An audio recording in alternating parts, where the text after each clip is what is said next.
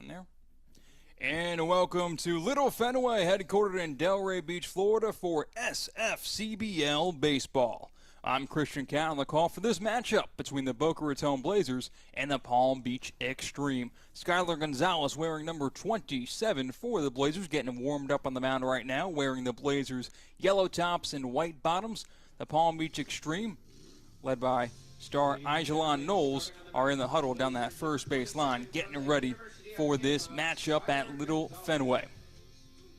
Let's take a look at the defense surrounding Skylar Gonzalez on the field right now, getting warmed up. The battery mate for Gonzalez, catcher Joe Durso, and around the infield, Pip Smalley at third, Carlos Jacome at short, Chris Basile at second, and Chris McKenna at first. And around the outfield we go. Jack Clarkson left, Braden Macklin's in center, and Quentin Markle is in right field. For the Palm Beach Xtreme, this is the lineup they'll be setting up to face Skylar Gonzalez. Leading things off, Zachary Mazza, followed by Ijelon Knowles. Then you have Ethan Strakowski. Batting cleanup is Gregory Ryan Jr. In the 5 spot, Logan Cook, followed by Enrique Alvarez Jr. Number 51 batting next is Andrew Jenner. Then it's going to be Matthew Corlew, Cody Holub, and rounding up the order is Christian Poyo Janasar. That's your starting lineup. Helping out their pitcher Shane Hunsberger for the Palm Beach Xtreme. It's a buggy type night at Little Fenway. A lot of humidity. Some storms in the area earlier today where there was lightning in the area about an hour ago, but it seems we've got the all clear. We're good to go. The forecast is not too bad for the remainder of the night, so cross your fingers and hopefully we can get all 9 innings of this exciting SFCBL baseball matchup in at Little Fenway. The Blazers are ready. Gonzalez standing on the mound. Zachary Mazza from Schwartz Creek, Minnesota is ready. He steps in the box, and the first pitch of the game is in there for a strike, 0-1. Boca Raton Blazers entered this game at 13-9, second place in the North. Palm Beach Xtreme, they have the first place in the South Division at 11-7. Of course, with the SFCBL, for all teams that do qualify, that have the correct and limit the amount of games played in conference, the top 6 make the playoffs. Now it's a 1-2 count to Zachary Mazza, who's in the box right now. Mazza's batting .363 this season so far with 7 RBIs. The pitch just misses a little bit lower outside. 2-2 now the count. That'll be a fun pitching matchup today between Gonzalez and Hunsberger. A 2-2. That one just misses, but not by much. The counts work to full, 3-2.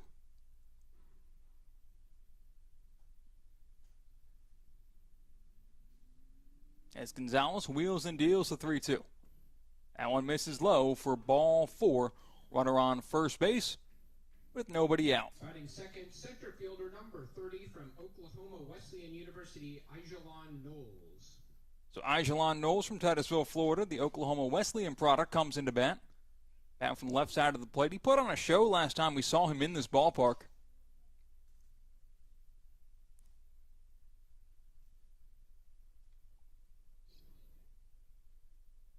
And Gonzalez delivers the first pitch to Knowles. It's popped up. Left side and short left field, coming on in. Under it and making the catch in left field is Jack Clark. 1 down. Batting third, designated hitter number 21 from the University of Tampa, Ethan Strakowski. So Knowles is retired. He's been a tough out this season. Knowles came into that bat batting .333.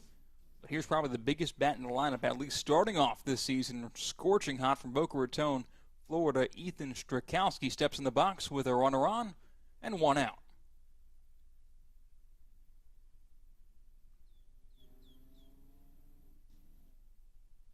Gonzalez delivers to the lefty. In there for a called strike, 0-1.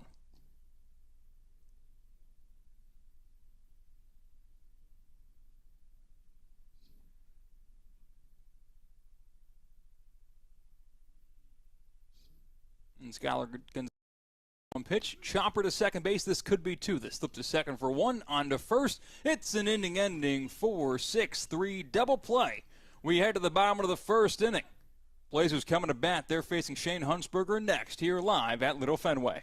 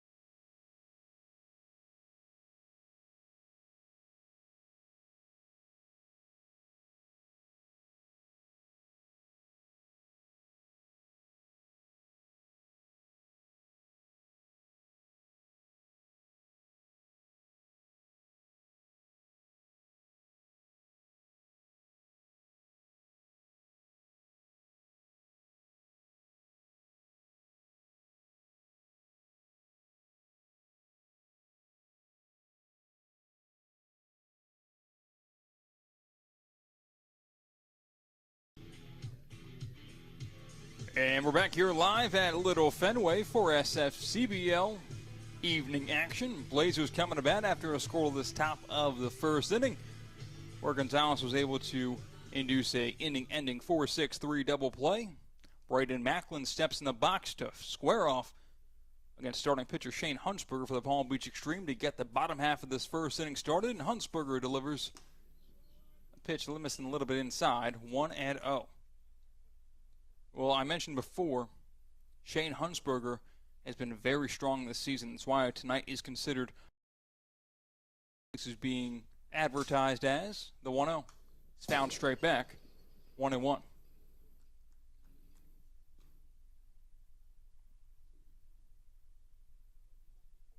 And Shane Huntsberger, he was the pitcher of the week this week in the SFCBL from Western Carolina University.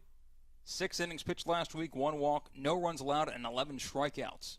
The 1-1 curveball that finds the inside corner, 1-2. Of course, that was last week for Shane Huntsberger. On the season, not too shabby at all. Through 15 innings pitched, 19 strikeouts, and a 1.2 ERA. And the 1-2 to Macklin. Misses a little bit outside. 2-2. The Nats are out here in Delray. You can kind of just see them. And once those lights come on and the sun goes down, they'll be covered. Those light fixtures. And the 2-2 from Huntsberger to Macklin is a curveball. It's wasted, fouled back. Count remains 2-2. Defensive swing that time for the Blazers center fielder from the great state of Louisiana. Baton Rouge Community College, Brady Macklin.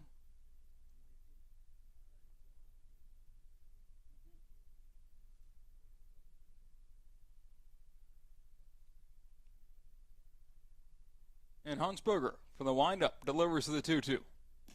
Fastball missing high, full count. Huntsberger kind of prides himself on his location. Said when he grew up, he didn't really have the fastest velocity, so he had to adapt and overcome. Make no mistake about it, he can shove. The 3-2. Cut on it, missed. Down on strikes goes Macklin for the first out of the inning.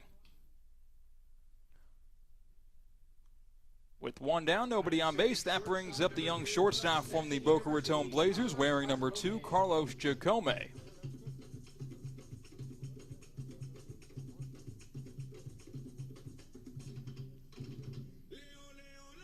Jacome wearing that pink right armband. We've seen him all summer long wear it.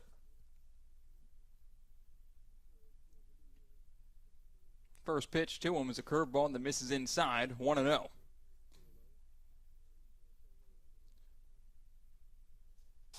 After this at-bat from Jacome, I'll give you the rest of the Boca Raton Blazers starting lineup.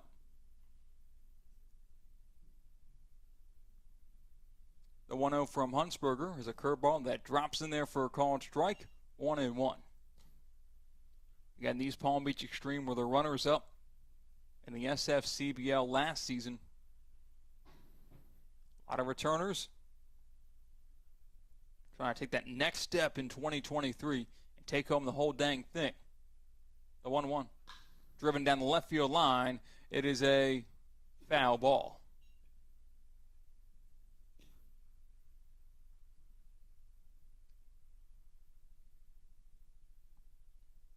So Jacome got some good wood on it, but it was 2 out in front. So he tries to stay patient with 1 out, nobody on base, and a 1-2 count. Huntsberger wheels and deals the 1-2. Outside, it goes to the backstop. 2-2.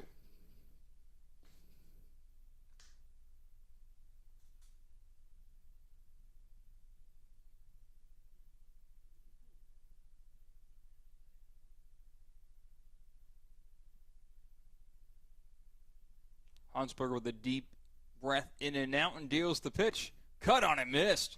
Jacome down on strikes.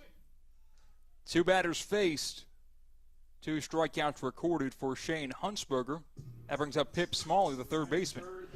So that's the 1-2-3. Macklin, Jacome, and Smalley, who's now coming to bat. The 4-5-6 of the Blazers order, Joey Calabretti, Chris McKenna, and Jack Clark.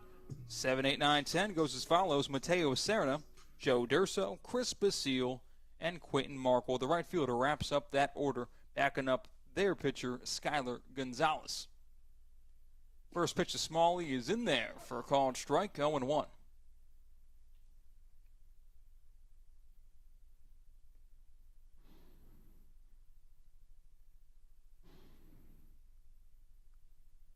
And Huntsberger is 0-1. The curveball that drops in there for a strike, 0-2.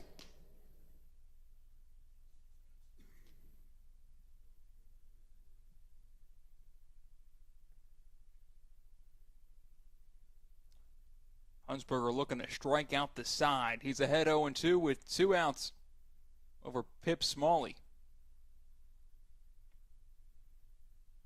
And the pitch.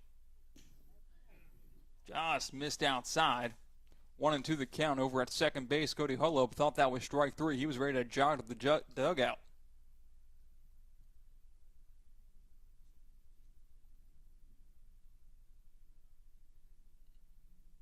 And the 1-2. That one's grounded to shortstop. Gloved, fires to first. Not in time. Pip Smalley beats it out. Deemed an infield single, as given his best effort at it was Gregory Ryan Jr. from North Chesterfield, Virginia, but not quick enough to get Pip Smalley, who was beating it down the line. That brings up Joey Calabretti, the extra hitter to bat. He's batting .292 with 4 home runs and 16 RBIs this season. That is a league leader in home runs. Calabretti in the box now. 1 on with 2 outs.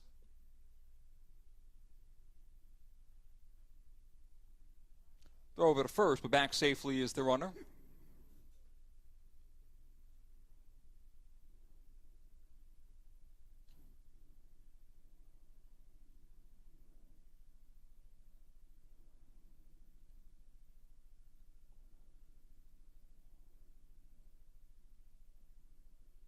And the first pitch is popped up straight back and out of play. 0-1.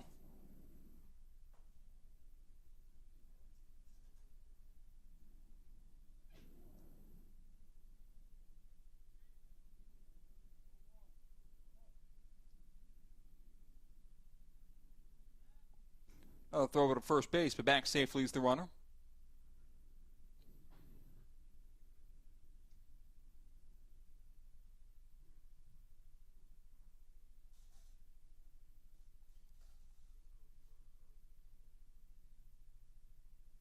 So an infield single for Smalley has him on the base.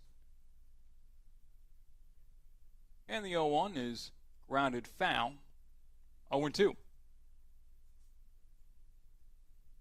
Around the infield and outfield for the Palm Beach Xtreme, it's Christian Genesar behind the plate, Cook at third, Ryan Jr. at short, Holub at second, Alvarez Jr. at first, and in the outfield, Zachary Mazza in left, Ijalon Knowles in center, and Matthew Corlew in right field. That's your defensive alignment for the Palm Beach Xtreme.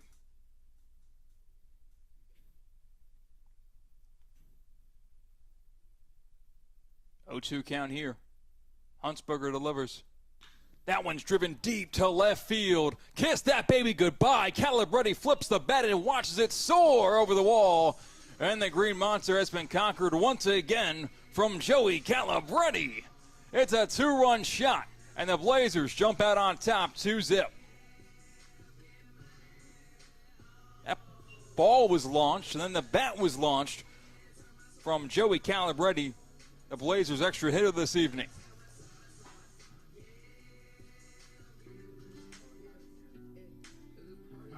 There was no doubt about that one.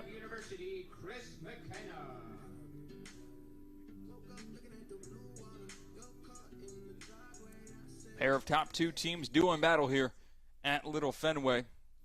Blazers are in second place in their division, and the Xtreme are in first place in their South division. That ball's fouled away. 0-1.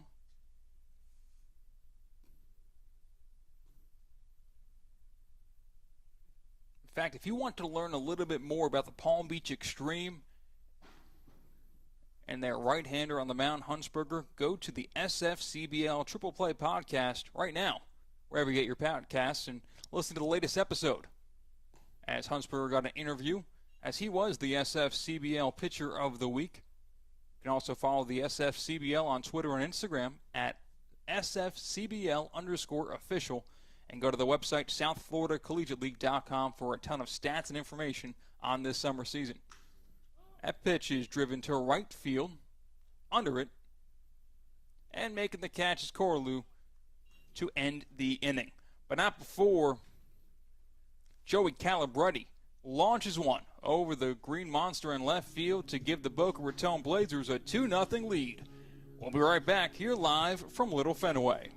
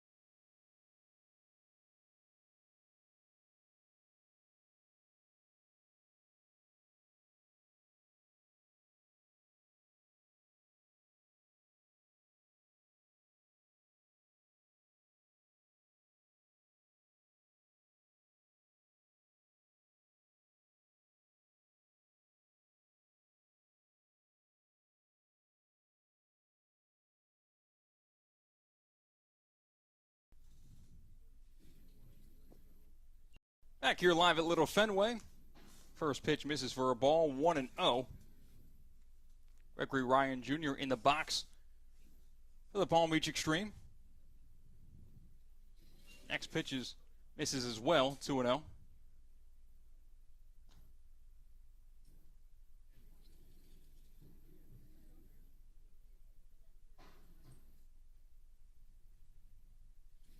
That pitch is waved at and missed, 2-1 now the count.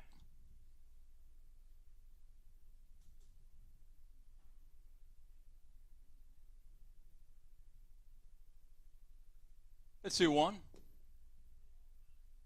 Check swing, didn't go. 3-1 now.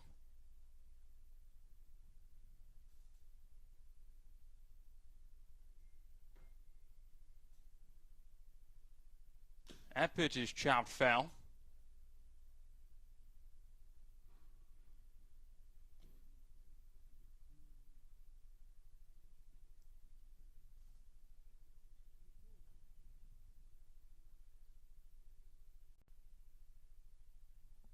Full count here to Ryan Jr., who's batting .352 this season, and cut on and missed.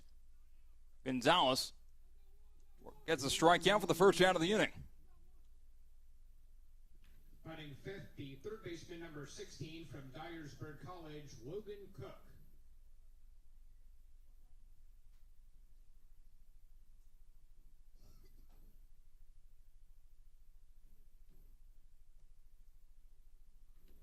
So Logan Cook now steps in the box. Gonzalez's pitch is chopped to the left side. Fair ball. Throw goes to first. There's a high one. Applying tag and recording the out is McKenna at first base. 2 down. The first baseman, number 13 from Dyersburg College, Enrique Alvarez Jr. Brings up Enrique Alvarez to bat. Alvarez batting .235 this season. He's got 1 home run, but when guys are on base, he drives them in. He's got 11 RBIs with 8 hits. First pitch swinging, line drive, base hit to left field. That one's going to eat up Clark in left field, but he gets it in time to avoid the error. Batting 7, extra hitter number 51 from Liberty University, Andrew Jenner. 2 outs and a runner on first base.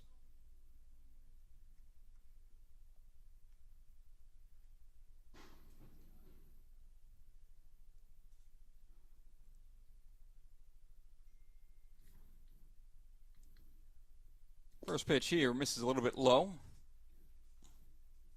1-0. In the box is Andrew Jenner from Coral Springs, Florida. And the 1-0 misses a little bit inside. 2-0.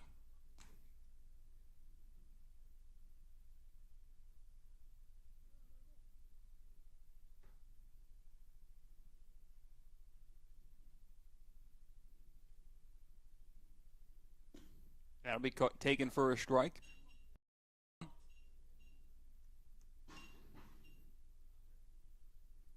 Runner on first base with 2 outs. Blazers lead 2-0 here on the top of the second. Gonzalez on the bump, still the starter for Boca Raton. The pitch here is grounded right side. Easy play at second from Basile. He throws to first to end the inning. To the bottom of the second we go. Blazers coming to bat here live at Little Fenway.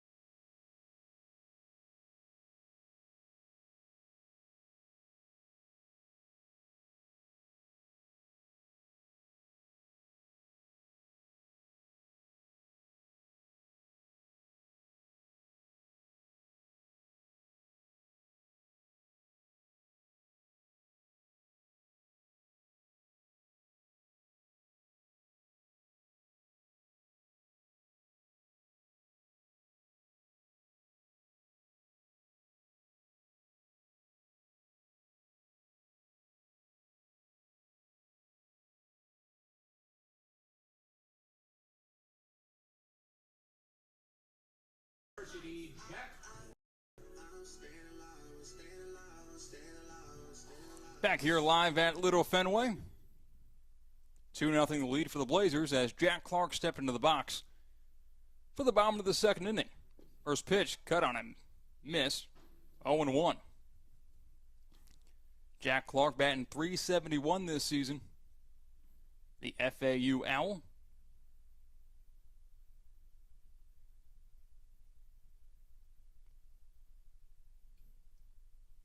And the 0-1. Misses low, 1-1.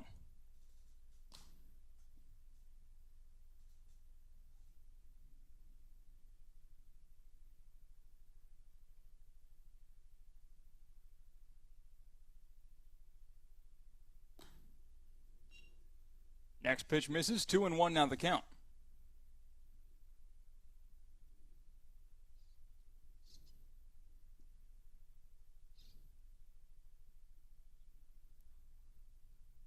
Hunsberger from the windup delivers the 2-1, and that one's cut on and missed. 2-2.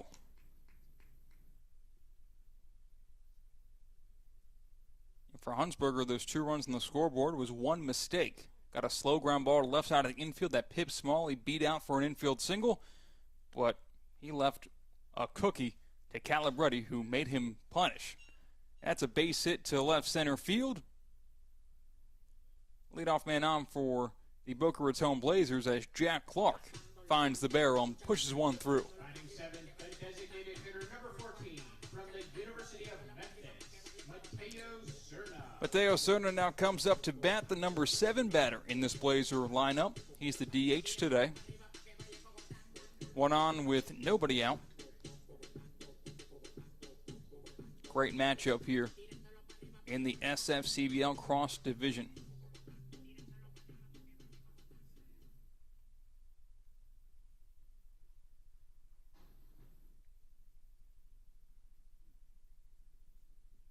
As Hunsberger has the wind blowing out for him right now, but just by a little bit, not too strong winds yet.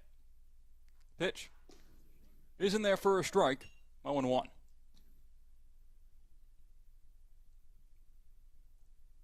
Up until about 4:45 p.m. today, there were threats of some really strong winds and severe thunderstorms.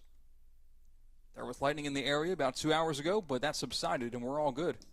For now, at least, as the 0-1 pitch misses inside, 1-1. Those storms kind of hit the Boca Raton, West Boca Raton area and south of here. Didn't quite hit Delray today.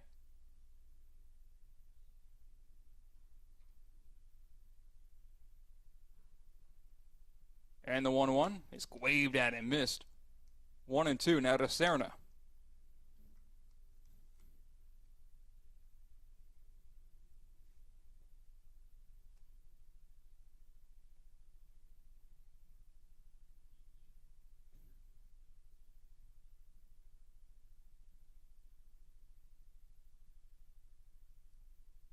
The 1-2 pitch misses outside. 2-2.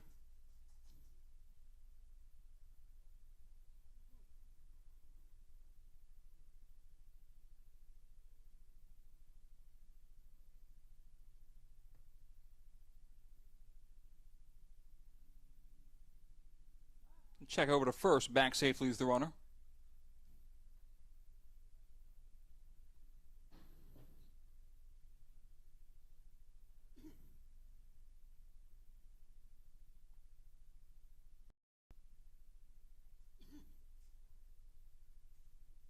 As Hunsberger sets, and from the stretch delivers the 2-2. That one's fouled away. Serna stays alive.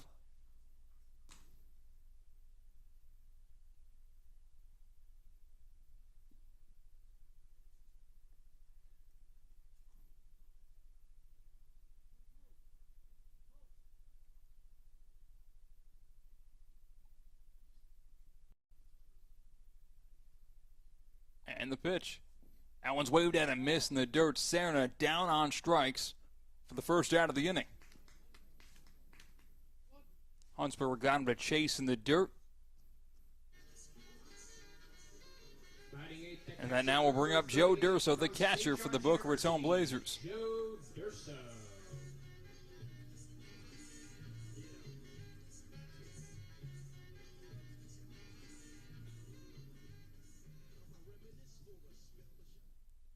So Durso steps in the box with the runner on and one down.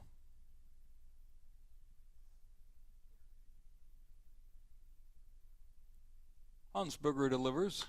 That one's driven deep to left field. Going back in front of the wall. And it's going to hit off the top of the green monster about 5 feet from getting out of the park. Throw goes to second after the cutoff, and he's in there safely. It's a double for Joe Durso, as he smacked that one to left field. 2 on in scoring position with 1 down. Number 1 from Bucknell University, Chris Bastille. As you can see out there in left field, Mazza kind of went back for a second and then turned and looked up because that ball was hit a ton to the left. With the dimensions of the ballpark, if the wall was maybe 10 feet tall instead of that enormous size it is, that probably would have been a home run. I don't know if it had normal dimensions of, let's say, right field in the short fence if it would have gotten out, but it was hit hard. First pitch is dropping in for a strike. 0-1 the count to Blake Pitts. Chris Bastille in the box now.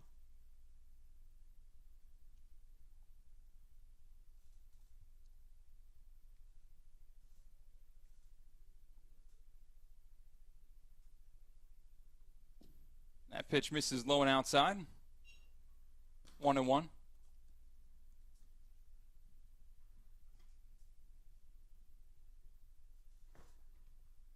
Blake Pitts is the courtesy runner for the catcher, Durso, who's on second base. And the 1-1 to Bastille is fouled away. 1-2.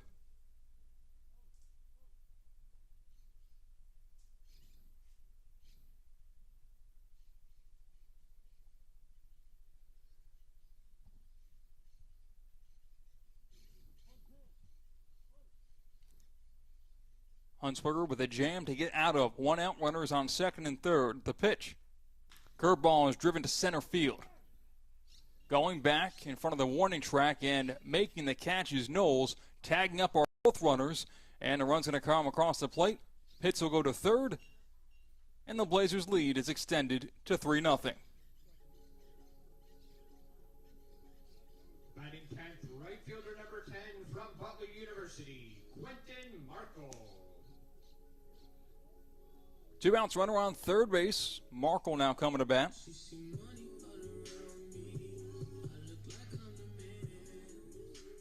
Quentin Markle, the right fielder today for the Boca Raton Blazers, a chance to extend their lead with a runner on scoring position as Hunsberger delivers. Check swing, but a foul ball is going to be called. Not a wild pitch or a pass ball, as that ball just deflected off the bat of Markle to push it away from the catcher, Genesar.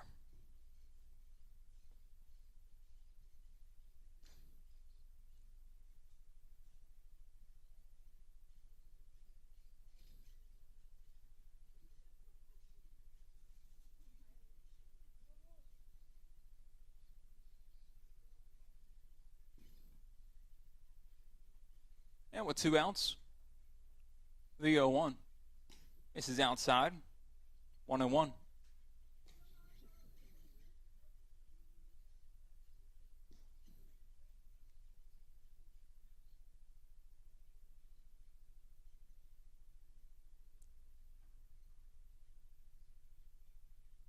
And the pitch is missing high. 2-1.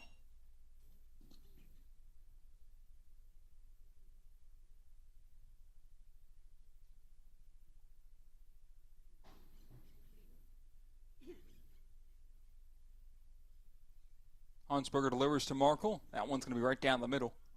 2-2. Markle's the last batter in this order. On deck is the top of the order with Braden Macklin in the on-deck circle, the center fielder for the Blazers.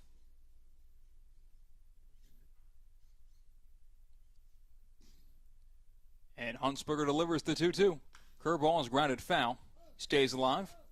Just kind of bailed out that time, opened up his shoulders and just try to get bat to ball and live for another pitch.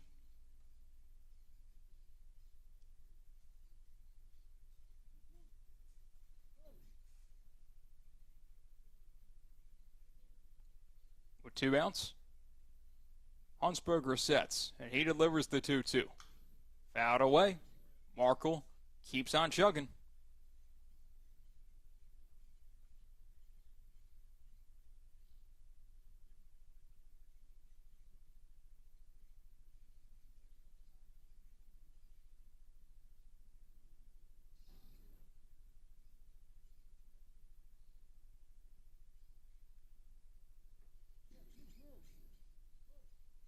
Pitts has speed at third base. If a ball gets past the catcher, Genesar, he'll be on the move, no doubt about it.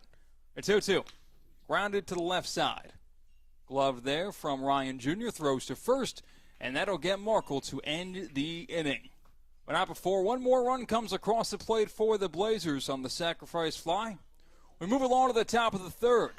Xtreme coming to bat here live at Little Fenway.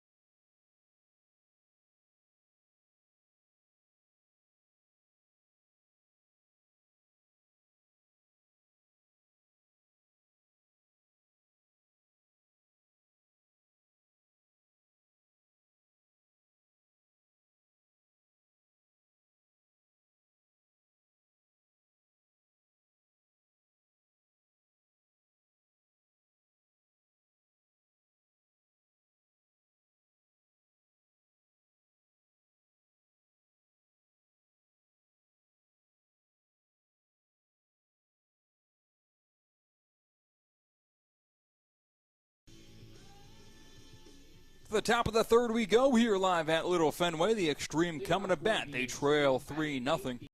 Big thank you goes out to Geller Roofing, a supporter of the SFCBL. Geller Roofing's mission is to help people who have suffered damage to their homes and roofs.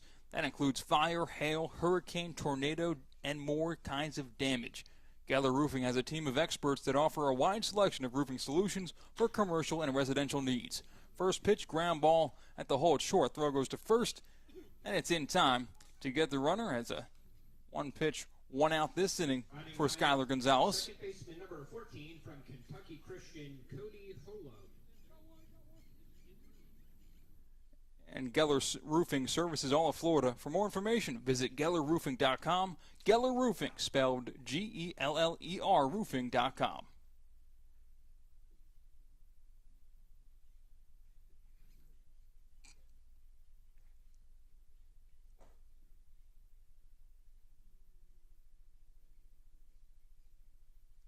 Gonzalez's first pitch to Holub is missing inside, 1-0.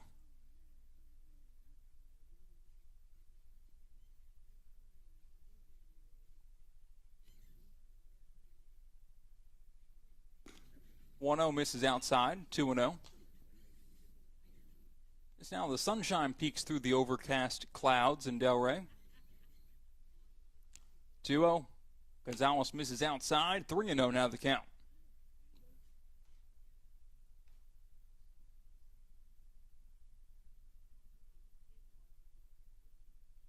And the pitch.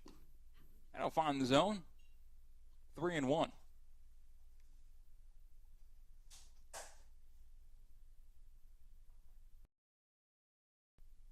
3-1 pitch is grounded softly to the left of the mound. And no play is going to be made. It'll be an infield single, pretty much a swinging bunt, to allow a runner on first base with one out.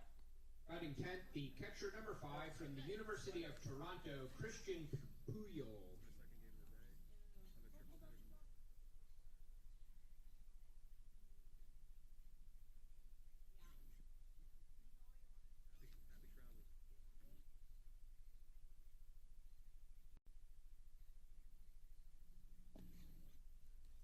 First pitch is in there for a strike, 0-1.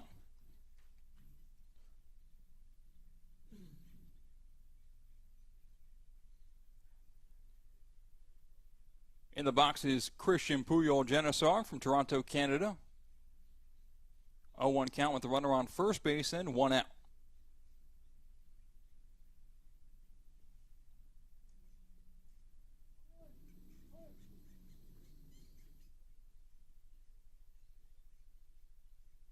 The pitch from Gonzalez is a curveball that misses a little bit high. One.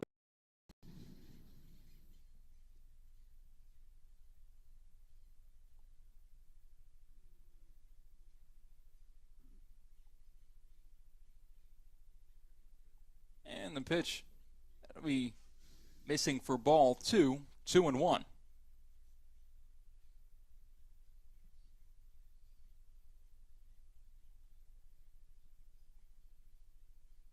2-1 pitch from Gonzalez. This is outside, now a 3-1 for Christian Puyol Genesar. This season he's 4 for 25. Trying to chip away at this Boca Raton lead. The 3-1. Now to be called strike 2.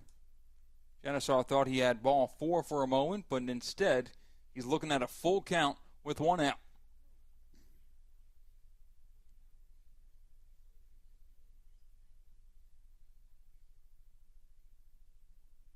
And Gonzalez's pitch is cut on and missed. Genesar goes from thinking he had ball 4 to walking back the dugout with strike 3. 2 down, runner on first base. Now batting number 23 from the University of Mount Union, Zachary Mazza. Brings up the left fielder, Mazza.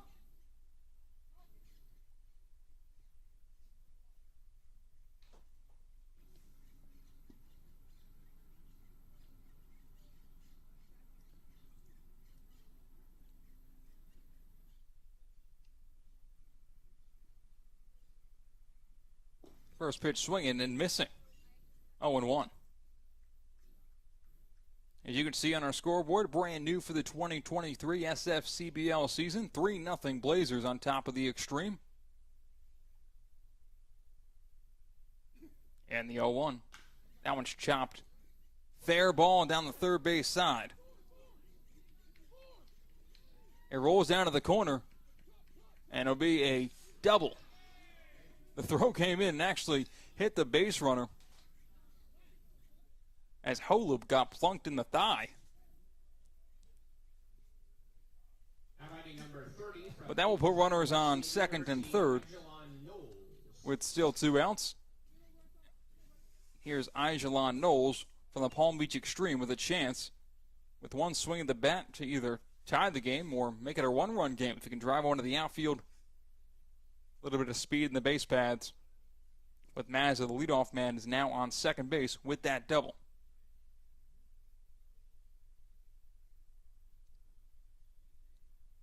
First pitch is in there for a strike.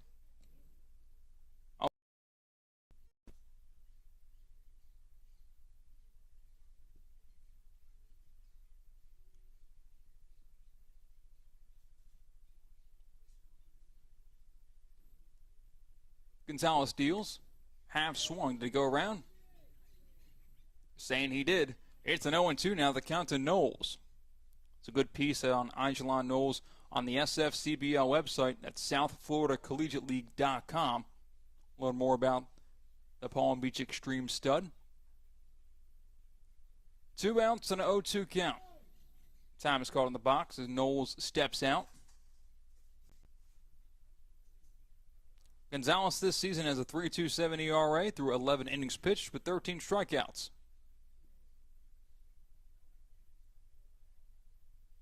Dallas from the University of Tampa, from Fort Lauderdale. The pitch, driven to the right field line. It's a fair ball, and 2 runs are going to come across the plate. Knowles will stay at first with a 2 RBI single.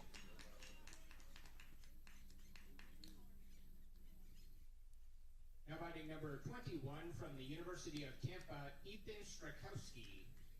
3-2, Blazers still lead by 1.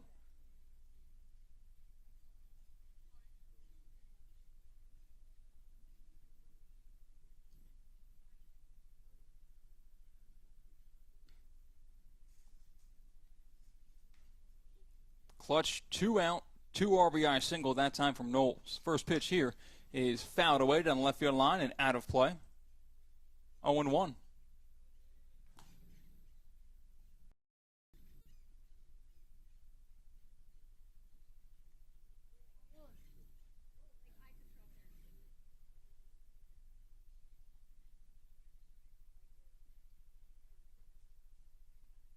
And Gonzalez from the stretch delivers. Runner goes. It's going to be a wild pitch anyway.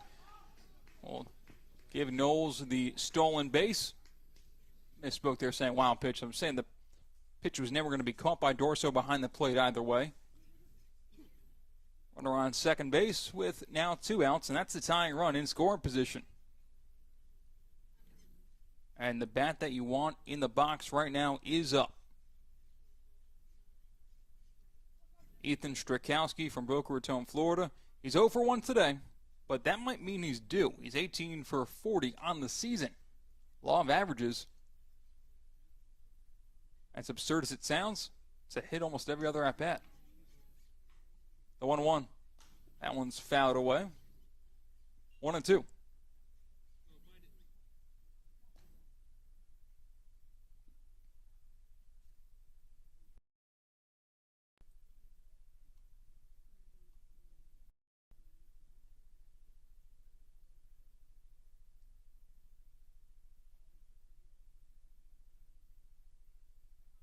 And with 2 outs, the 1-2 pitch.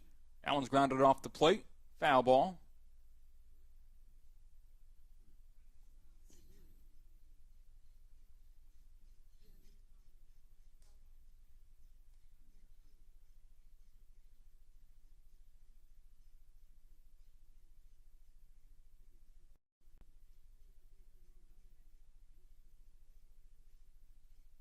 So ahead in the count is Gonzalez.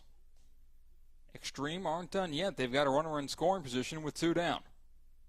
But Gonzalez is 1 pitch of getting out of the inning.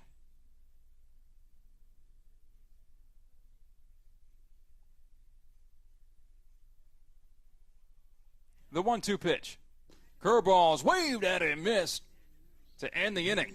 But not before Ajalon Knowles gives the Palm Beach Xtreme a 2 RBI base hit down the right field line to shorten the deficit to 1 run. 3-2 Blazers on top of the Xtreme. We'll be right back from Little Fenway.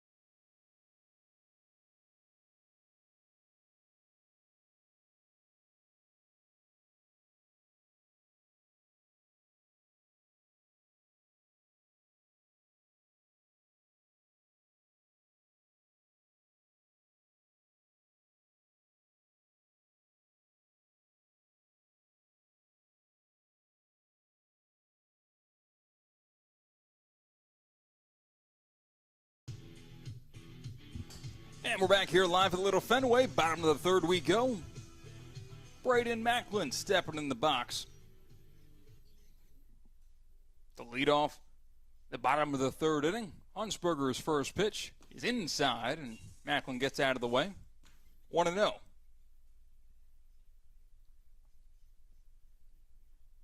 It'll be Macklin, Jacome, and Smalley. The 1-2-3 of this Blazers order due up. And the 1-0. Another pitch rides high and inside. Another pitch taken by Macklin. 2-0.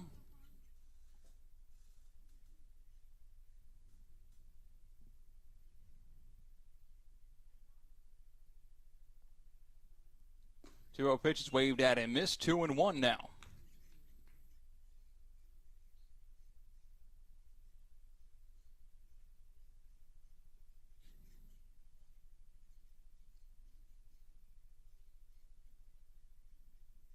And the 2-1. That'll just miss a little bit lower outside. 3-1 now is the count.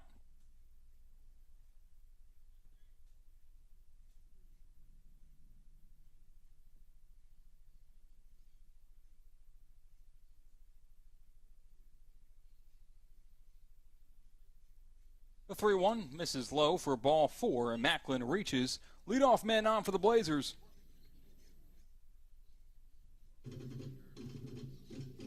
That brings up Carlos Jacome, the shortstop. Jacome, so far today, he is 0 for 1 with a strikeout swinging. He and Macklin both went down on strikes in their first at-bats of the game. Pip Smalley on deck.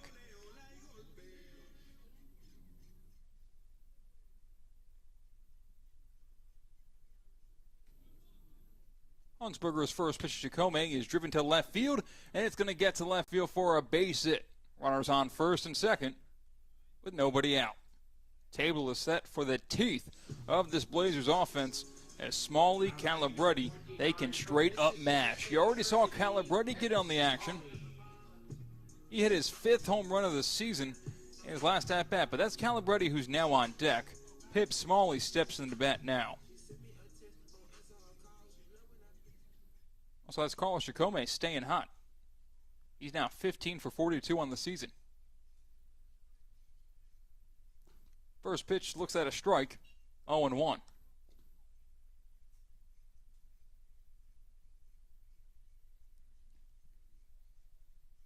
Smalley playing the hot corner today for the Blazers.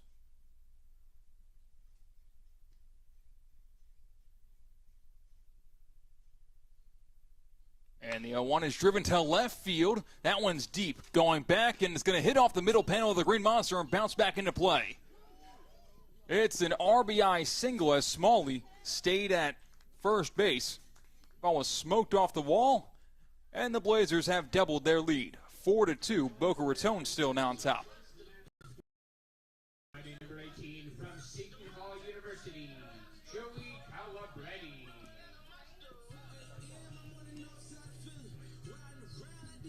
Blazers just peppering the Green Monster in left tonight. Runners in the corners. Nobody out still. Calabretti hit his 5th home run of the season and his at-bat in the first inning. Of course, 1 for 1 with 2 RBIs. Smalley scored on that dinger. Throw to first, but back safe, he's the runner.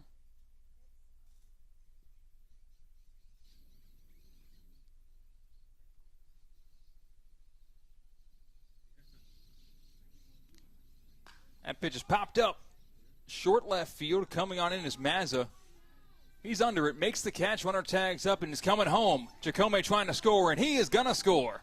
Jacome rolls the dice. Mazza was not too deep out there in left field, but he turns on the Jets, and it gets across the plate in time to increase the Blazers' lead to 5-2.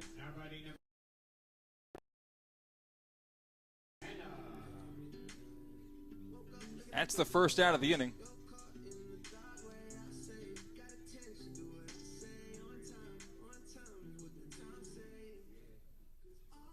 Really a good green light that time at third base from head coach Mazza, sending Jacome knowing how much speed he does have, because that ball was not hit deep whatsoever. 1 out and a runner on first base. First pitch driven down foul, left field line. 0-1.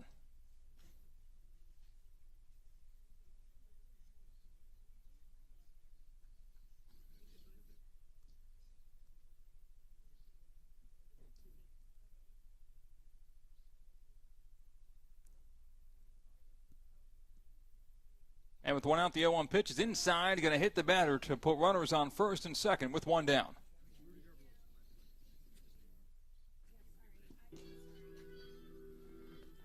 As Chris McKenna kind of trying to get out of the way, but just couldn't. Takes one to the left elbow. It was a curveball, so things could be worse. He got that pad there anyway. Here's Jack Clark now stepping in, the left fielder, and time is called for a conversation between Huntsberger and his pitching coach. While there's a break in the action, gives me the perfect amount of time to tell you that all SFCBL games can be followed pitch by pitch on Point Streak. Download the Point Streak app on your iPhone or Android device and follow your favorite team for pitch-by-pitch updates and live stats. As a matter of fact, you'll pretty much see all the information that I see right now in front of me to allow to give you all these factoids and stats during the broadcast. To see how Point Streak can help your league, team, or sports organization, visit pointstreak.com. So 2 on with 1 out. Here's Jack Clark in the box. Step off and throw over to second, but back safely is the runner.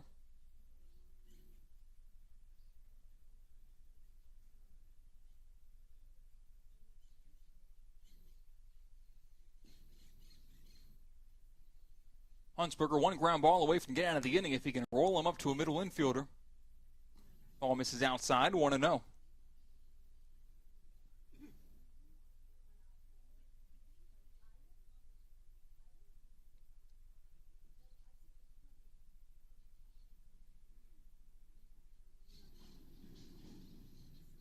And the 1-0. Misses outside, 2-0.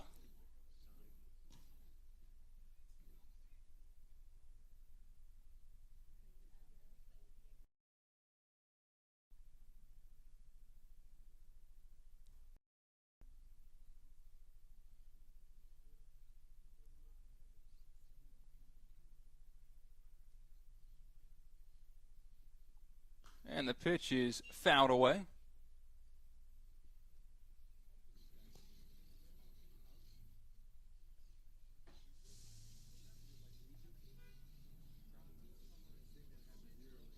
Two and one the count here to Jack Clark.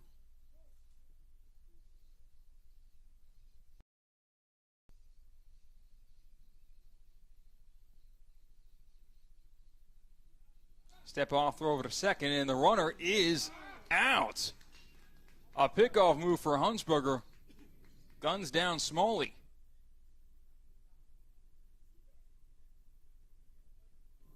That's the second out of the inning to erase the runner who is in scoring position.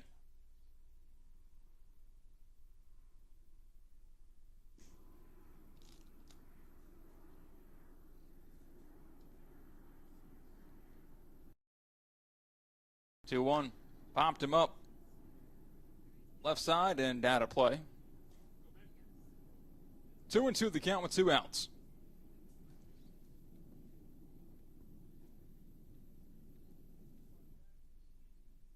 Clark is 1 for 1 today.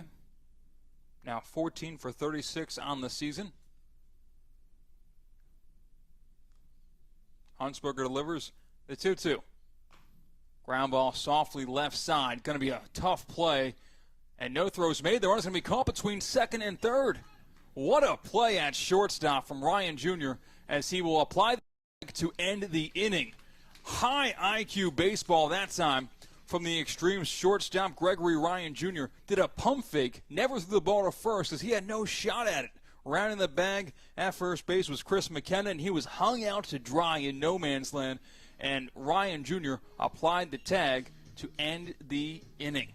You give that one an old-fashioned 6 unassisted. 5-2 the score. The Blazers strike with 2 runs of their own to lead by 3. To the top of the 4th we go. We're 1/3 of the way through it here live at Little Fenway.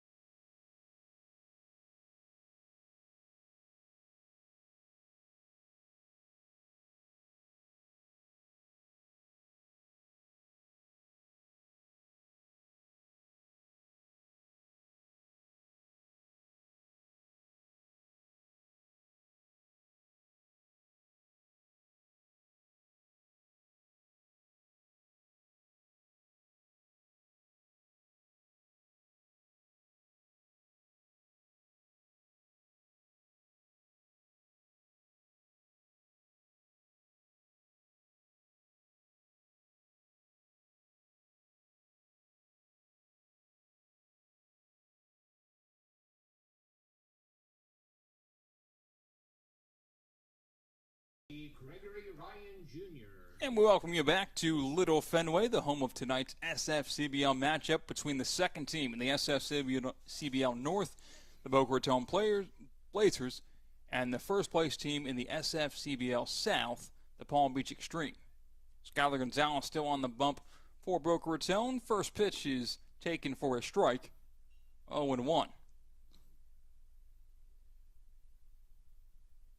In the box right now is the very same Gregory Ryan Jr., who ended that inning with a heads-up play at shortstop. Back-to-back outs on the base paths to end the threat for the Blazers. One runner picked off at second base, and one runner overran the bag at second. Got tagged out by the shortstop, Ryan Jr. Swings and a miss at that one, 1-2.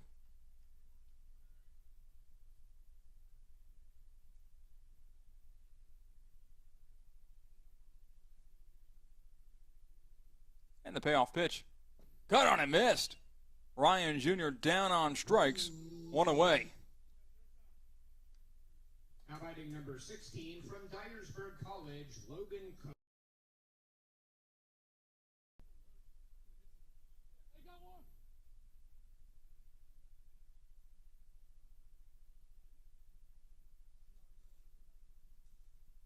And with one down, brings up Logan Cook. 3-run lead for the Boca Raton Blazers.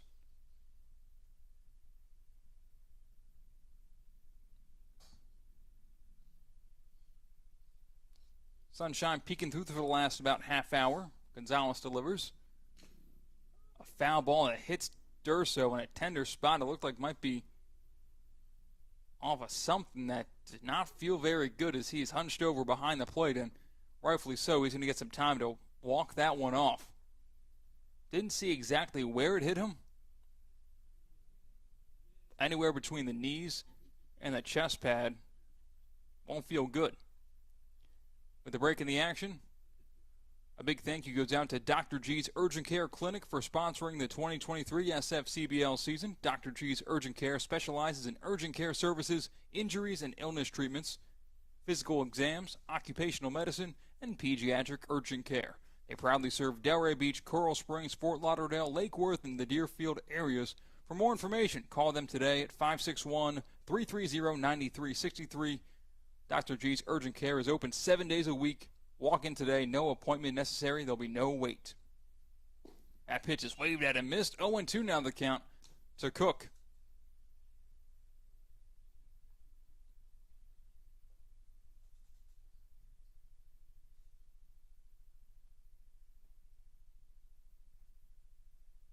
And the pitch. That's in the dirt for a ball. 1-2.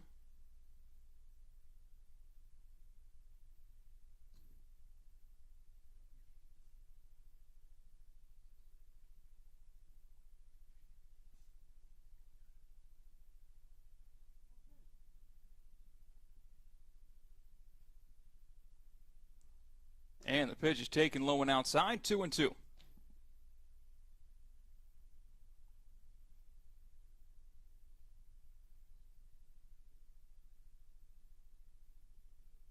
As Gonzalez wheels and deals the 2-2. Cut on and missed. Cook down on strikes. Back-to-back strikeouts to open up the top of the fourth inning for Skylar Gonzalez. 2 down. Now batting number 13 from Dyersburg College, Enrique Alvarez Jr. So Enrique Alvarez Jr. now comes up to bat with nobody on base and 2 outs. Gonzalez looks to stay hot on the mound.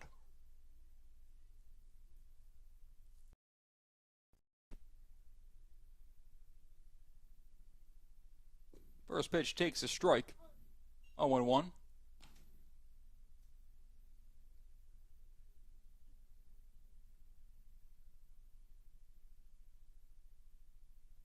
Next pitch misses a little bit low. Now 1-1.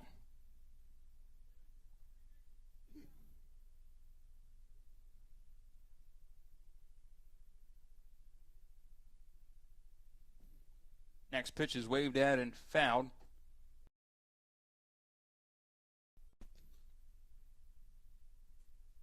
Blazers wearing their home yellows and white bottoms Xtreme wearing their all-gray road unis. Here at the home of the Delray Beach Lightning and the Boca Raton Blazers, Little Fenway, right off of Lintern in Delray Beach, Florida.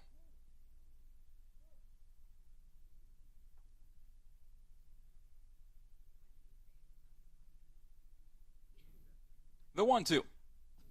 That one's a nasty pitch that somehow holding up was Alvarez. Not really a pitch designed to get called a strike, but it's a pitch designed to swing and miss at, just bearing low and inside on the lefty. And the 2-2. That one's fouled on the first base line. Staying alive.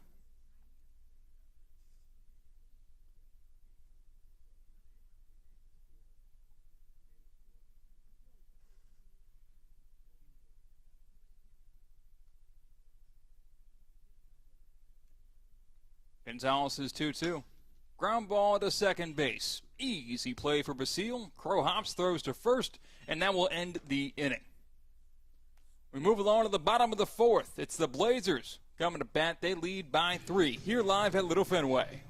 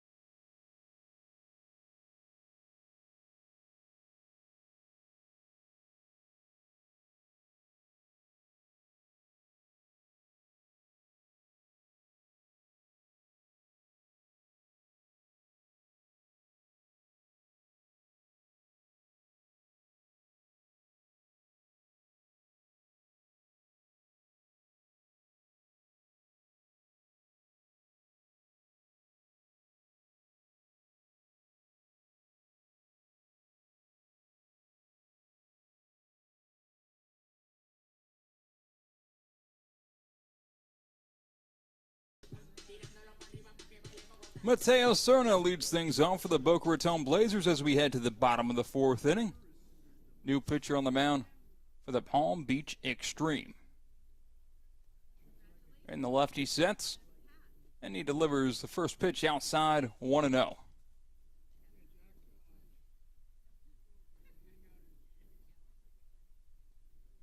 On the mound taking the ball is David Van Ort from St. Cloud University, where he's a junior from Woodbury, Minnesota. The 1-0 is outside, 2-0.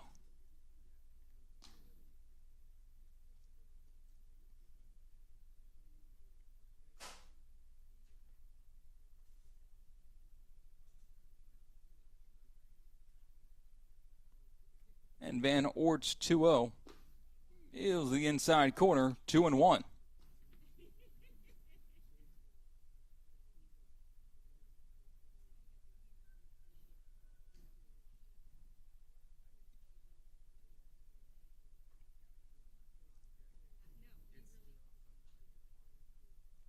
Two on pitches left high for ball 3, 3-1 to Serna.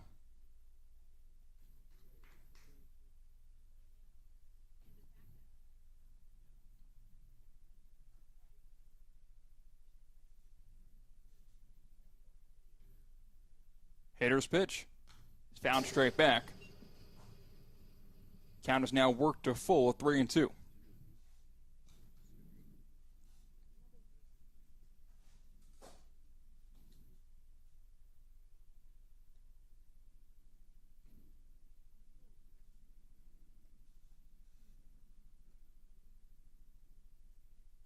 as Van Ort sets, and his 3-2 pitch is popped up. Foul ground, right side, but that one's going to go out of play.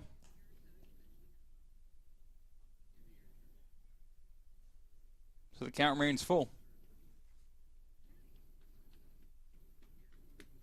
Van Ort this season appearing in 8 2/3 innings pitched, 12 strikeouts, and a 4.15 ERA.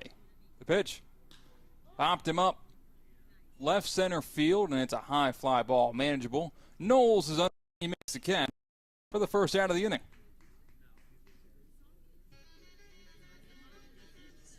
So with one out, Joe Durso now comes up to the plate after the Serna fly out to left center field.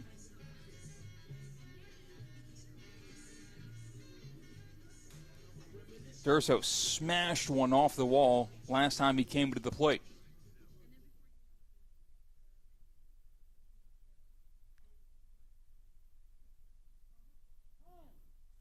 And he calls time to step out of the box.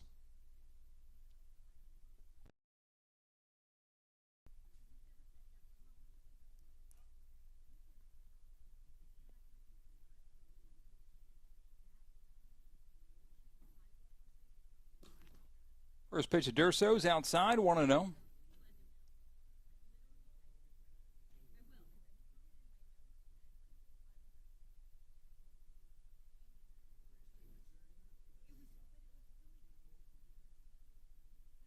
And that one misses outside, 2-0.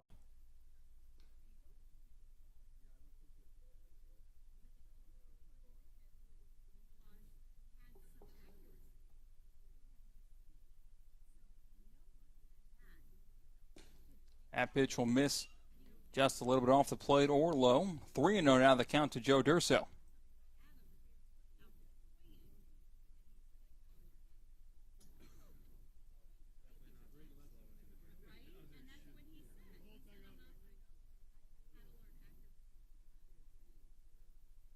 And inside is a 4-pitch walk to allow Joe Durso to reach. 1 on with 1 out.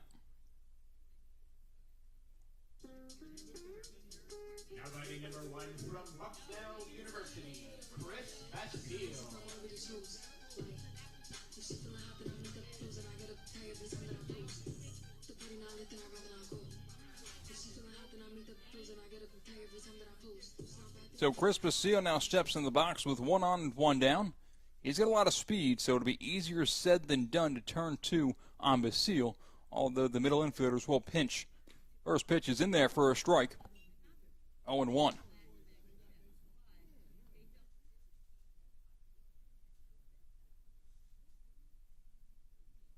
Blake Pitts is the runner on first base for Durso. And he goes, is picked off. The throw now goes to second, and the throw is going to be a little bit too tall. Relaying was Alvarez, tossed it to Holub, who was covering second, but went over his head, and Greg Ryan Jr. prevented the ball from going into left field. So give a stolen base for Blake Pitts. Although it's not really what he had designed. The pitch was never thrown across the plate, but it's a stolen base nonetheless.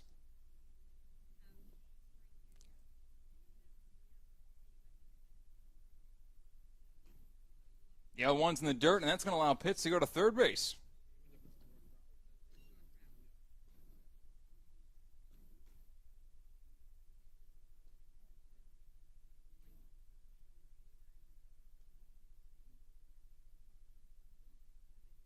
A couple of nights ago, Blake Pitts was playing right field, and he saved the night in a come-from-behind win for the. They were down in the bottom of the top of the 7th. 1-1 pitch is driven to right field. Down the line, under it, and making the catch. Pitts ties up, and he will score on the sacrifice fly.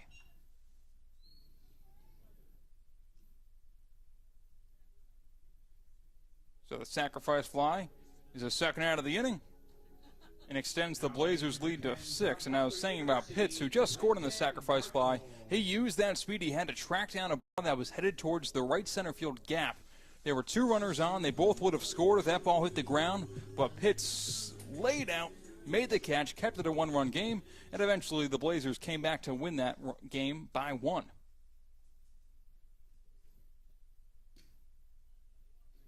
First pitch is in there for a strike, 0-1. Quentin Markle's in the box now for the Boca Raton Blazers. Markle today is 0 for 1. Trying to get over the Mendoza line on a slow start offensively to the summer. And one misses for a ball, 1-1.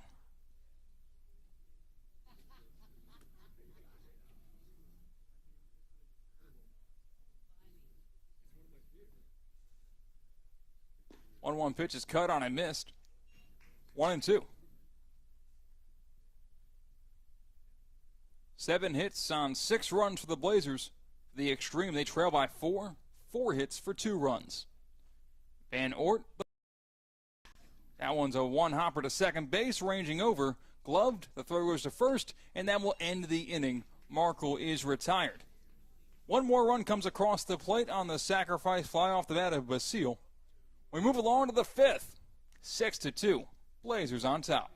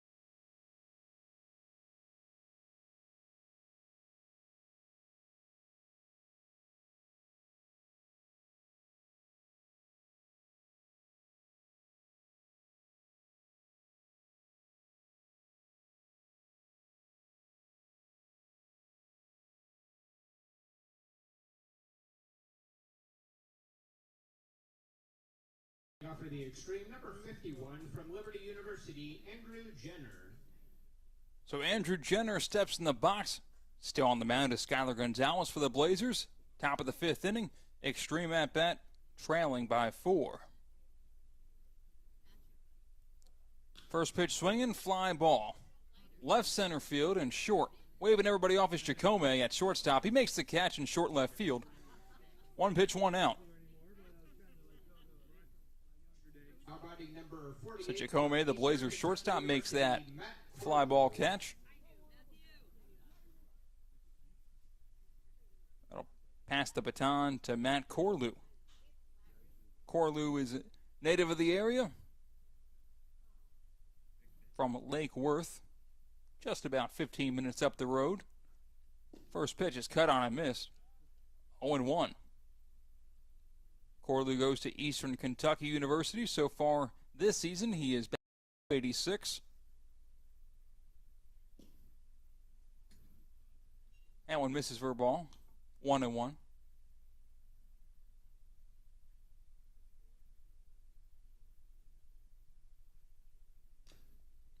Ground ball fouled back. 1-2.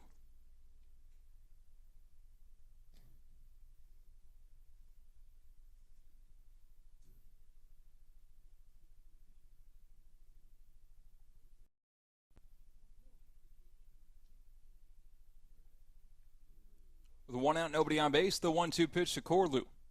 Waved at and missed, and down on strikes goes Corlew for the 2nd out of the inning. Now batting number 14 from Kentucky Christian, Cody Holub.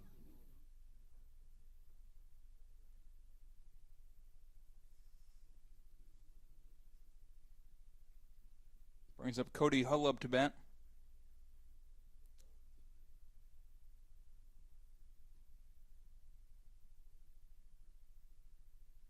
And the pitch is grounded foul. Third base side, 0-1.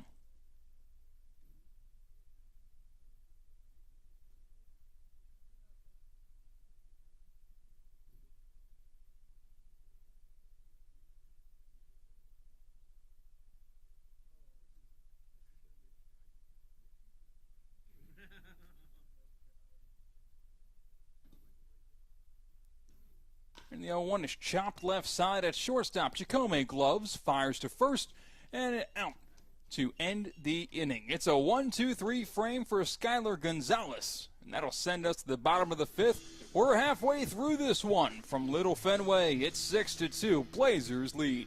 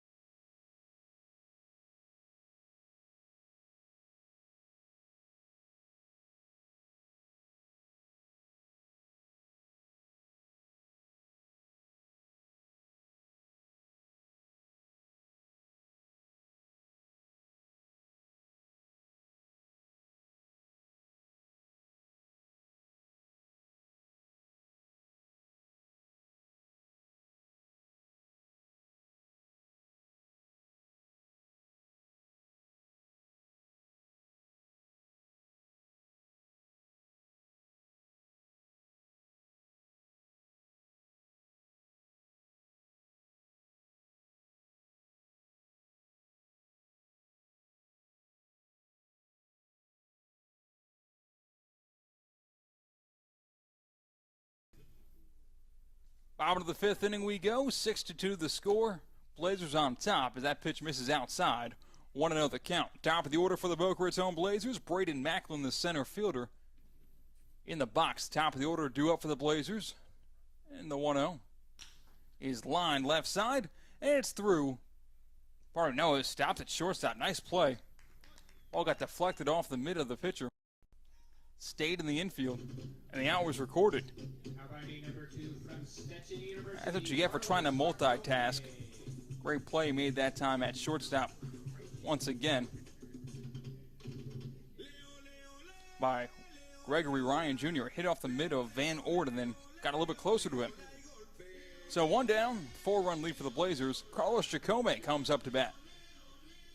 He was responsible for a couple of the outs defensively in the top half of the fifth. First pitch here from Van Ort misses high. 1-0.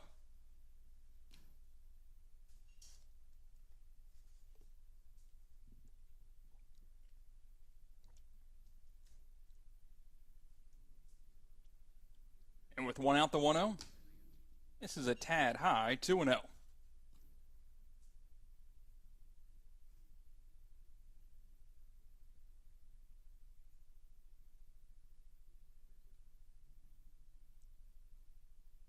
The Xtreme lefty Van Ort delivers the 2-0. Miss it high.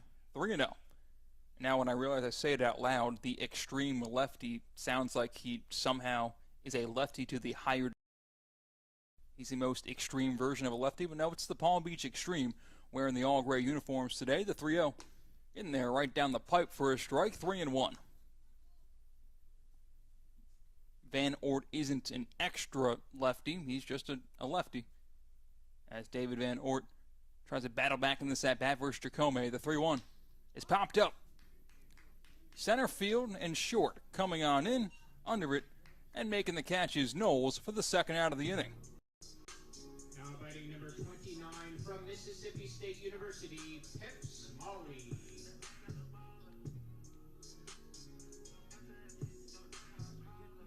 So Pip Smalley now comes up to bat, trying to shake off a little bit of a defensive miscue earlier on in the game where he got picked off at second base. But Smalley steps in the box here and waves at a miss that first pitch. 0-1.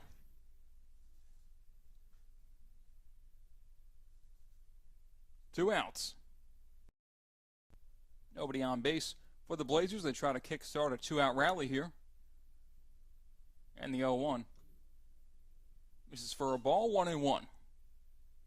On deck is Joey Calabretti, who hit a two-run home run in the bottom of the first inning, a no-doubter over the Green Monster.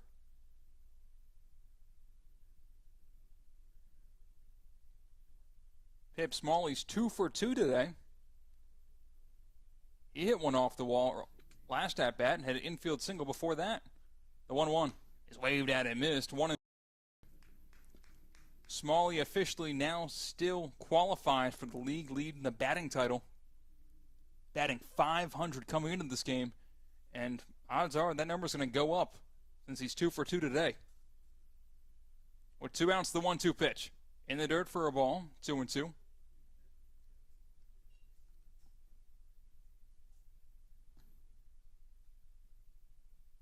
Leads the league in hits with 24.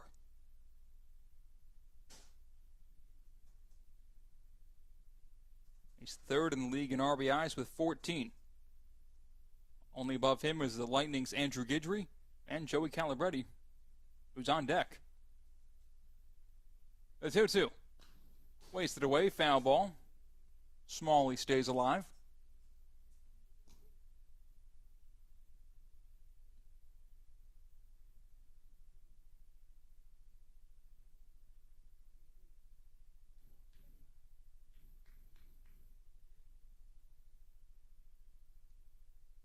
And the pitch. Driven to center field and short. Coming in is Knowles. Going back is Holub. But the center fielder Knowles calls it and makes the catch to end the inning. 6-2 the score. Blazers on top. To the top of the 6th we go here live at Little Fenway.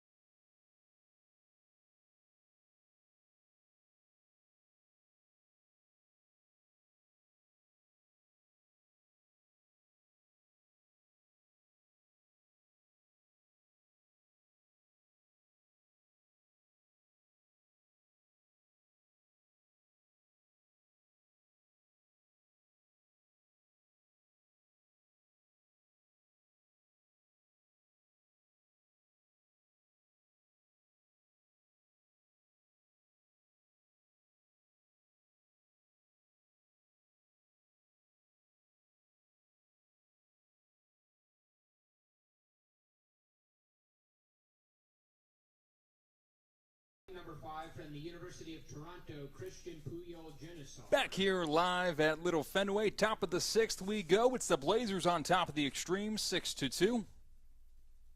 Genesar steps into the box to lead off the inning. New pitcher on the mound for the Boca Raton Blazers.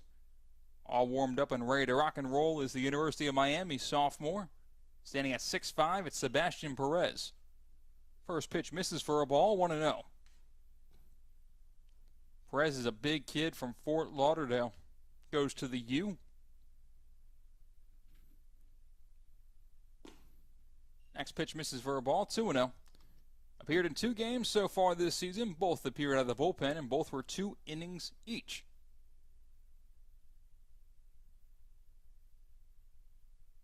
No runs allowed so far, as that one will find the zone, 2-1.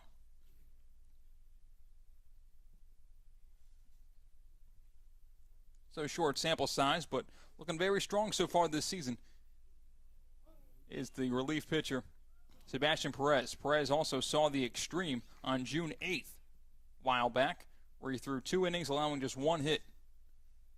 And, of course, no earned runs. The 2-2 pitch.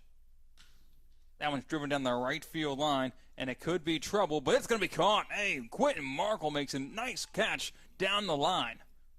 On the run, didn't have much time to waste, and makes the catch. I think caught that ball near his kneecaps. So 1 down on the top of the 6th. Back to the top of the order for the Palm Beach Xtreme. Mazza steps into the box.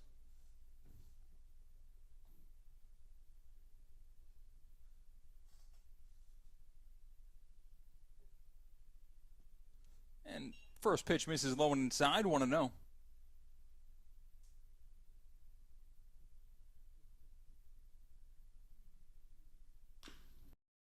To the left side, and it's going to be booted.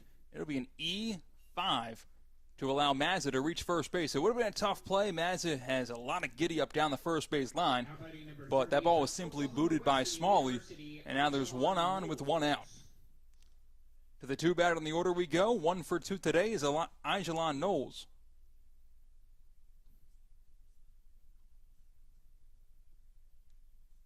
Knowles is 0 for 1 against Sebastian Perez so far this season. Just saw him in that game that I told you Perez pitched against the Xtreme.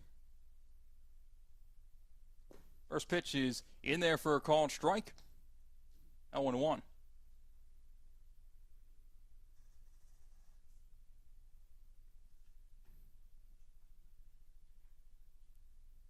Runner on first base with 1 out. Perez deals. That one's fouled back. 0-2.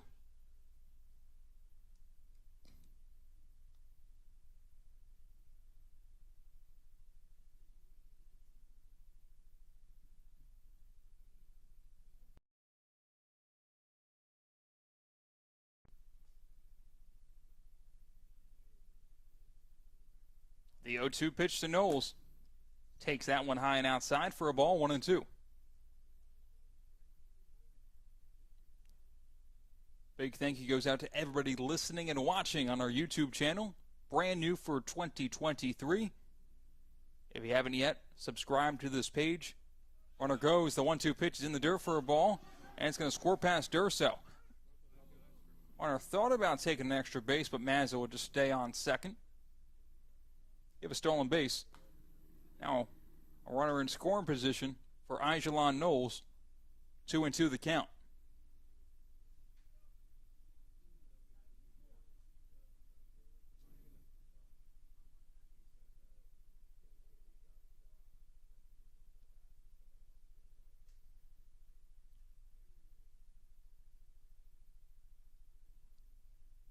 With 1 out, the 2-2 pitch is fouled off the leg of Ijalon Knowles. Count remains 2-2.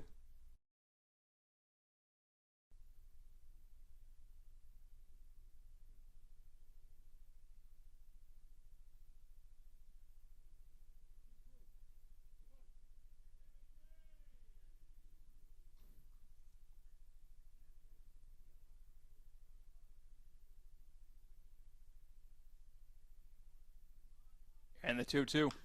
Grounded left side at third base. Diving stop by Smalley. He throws to first. and it's in time for the second out of the inning. Now batting number 21 from the University of Tampa, Ethan Strakowski. Nice play by Pip Smalley, shaking off the error earlier in this inning to make a web jam at third base for the second out. And also, Mazza stayed at second base. So not allowing the runner to be safe at first and not allowing the runner at second to advance to third due to the efforts of Pip Smalley. Here's Strakowski in the box. First pitch in the dirt for a ball, 1-0.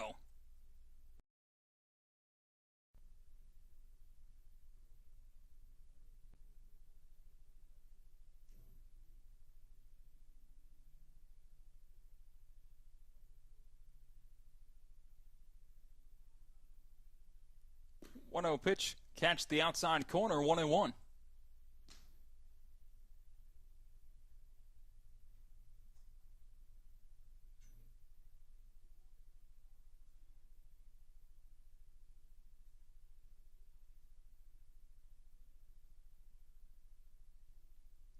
Next pitch is driven foul down the left field line. 1-2.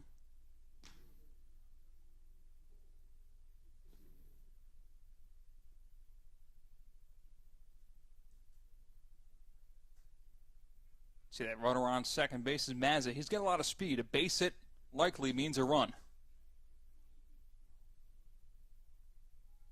Perez deals. Curveball is chopped. Third base. Fair ball for Smalley. Throws to first. And it's in time to end the inning. Pair of back-to-back difficult plays there from Smalley to test him after the E5 earlier in the inning. The score remains the same as we head to the bottom of the sixth. It is 6-2. Your Boca Raton Blazers are on top. And before we head to break, a reminder that Jed Lawyers is a dedicated sponsor of the SFCBL. Jed Lawyers is a law firm that simply has a history of winning. Their core values are care, compassion, professionalism, and teamwork. They specialize in personal injury, property damage, estate planning, product liability, business interruptions, and more. Jed Lawyers has secured $7 million verdict for a commercial trucking accident victim. There's no fee unless you win. Speak to an attorney now at jedlawyers.com, spelled G-E-D lawyers.com. Jed Lawyers is headquartered right in Boca Raton. Stop in to receive expert consultation today from Jed Lawyers, spelled G-E-D lawyers. We'll be right back here live from Little Fenway.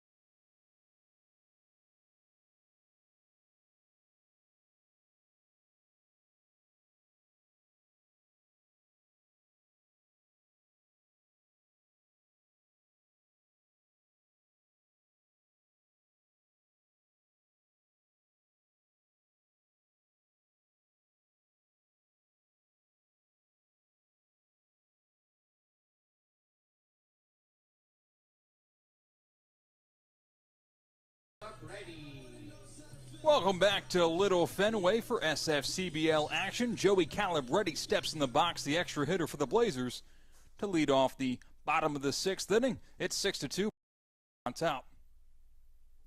Thank you for joining us on a Thursday evening in Palm Beach County. Van Oort still on the mound for the Xtreme. He deals that one high, 1-0. Calabretti today is 1 for 1. Hit that 2-run home run over the wall in the first inning. That one's popped up. Left side, under it, and the catch is not made. That ball landed like right onto the fence standing vertical. It hit one of the rungs halfway up, not allowing Genesar to make the catch. So just a high strike.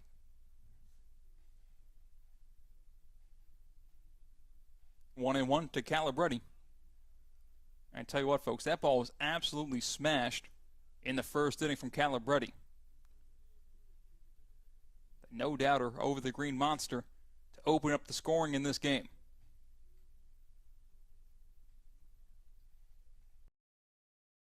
Delivers a foul ball off the plate. 1-2.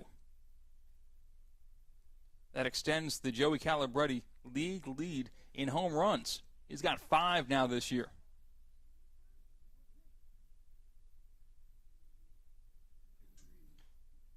As Van Ort sets, he delivers another ground ball, foul, 1-2.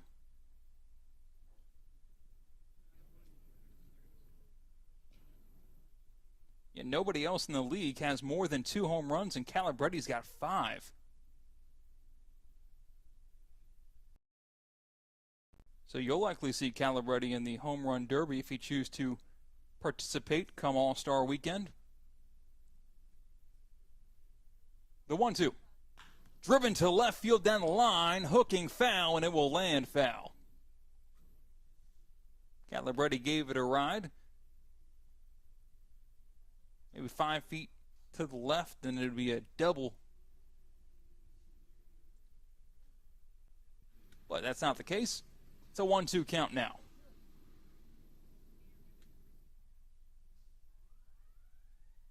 Van Ort delivers to Calabretti. Check swing. It's going to be dribbled down the first base line. Glove fire to first. It's in time. A nice play from Genesar behind the plate to pop off the mask and field his position. That's the first out of the inning.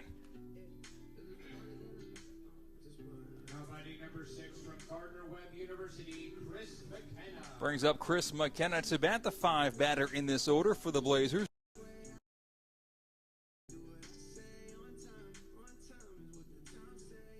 McKenna is 0 for 1.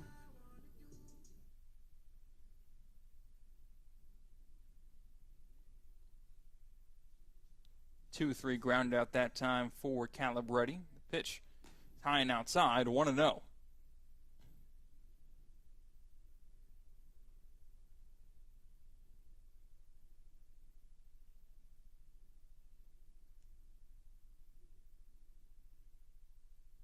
One-zero pitch is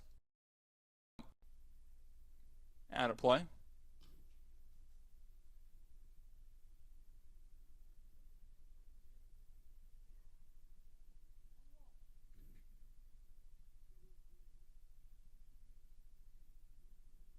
And the pitch. Drove it down the left field line, foul. 1-2.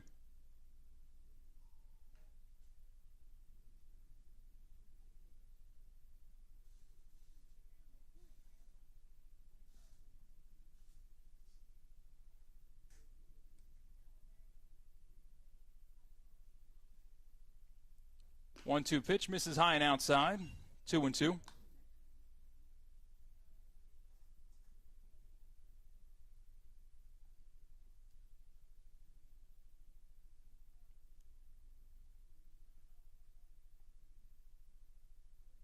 And the pitch.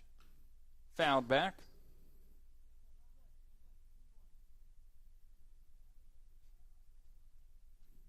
For the Blazers in this game, 1 defensive error, 6 runs on 7 hits. The Xtreme played a clean game defensively, no errors so far, 2 runs on 4 hits. David Van Ort, bullpen left-hander, delivers the 2-2. Popped him up, right side, and short. Underwritten right field, and making the catch is Corlew for the second out of the inning.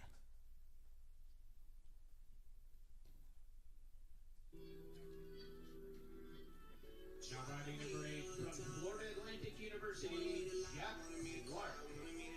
That brings up Jack Clark to bat with 2 outs and nobody on base. Blazers trying to stage a 2-out rally and give themselves some insurance going into these later innings.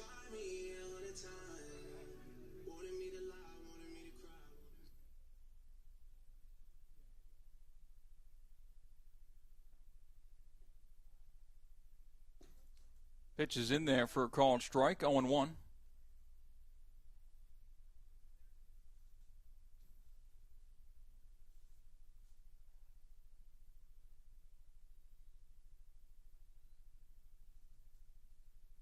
And 1-1.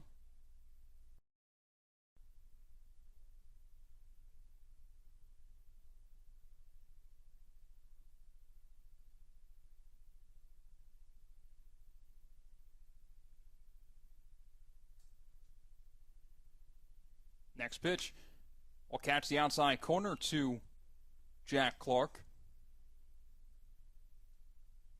Pardon me, Chris McKenna. 1-2.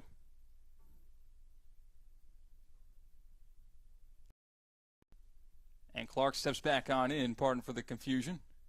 With 2 outs, the 1-2 pitch is fouled away. 1-2.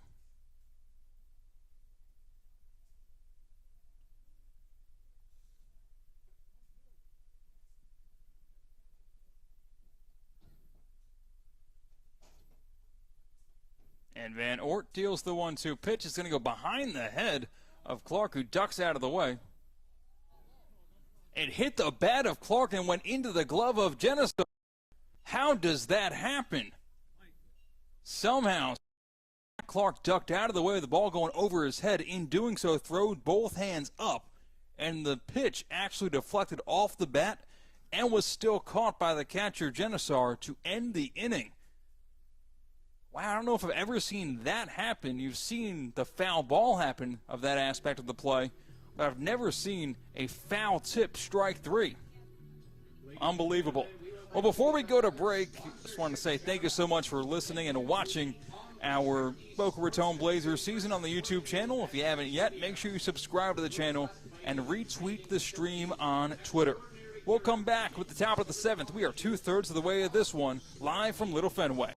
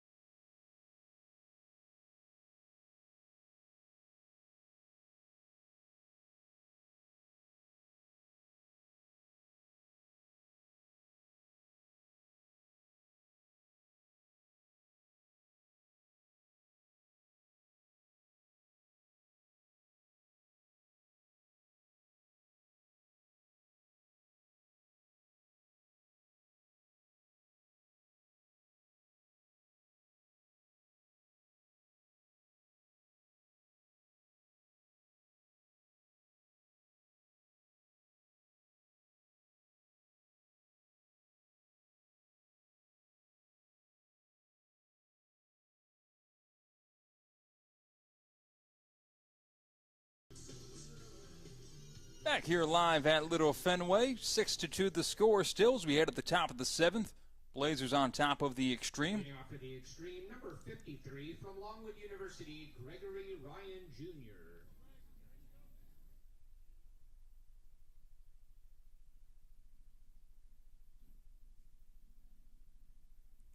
Shortstop Gregory Ryan Jr. steps into the box facing Sebastian Perez.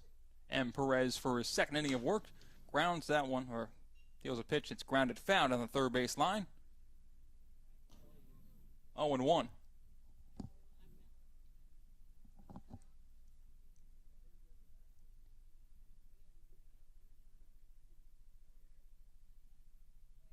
And the 0-1. Curveball that misses inside, 1-1. For more information on the South Florida Collegiate League.com, you can follow the SFCBL on Twitter and Instagram at SFCBL_official.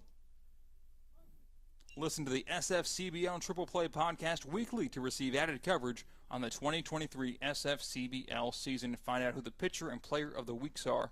Those episodes drop every Tuesday morning. The 1-2 from Perez is waved at and missed.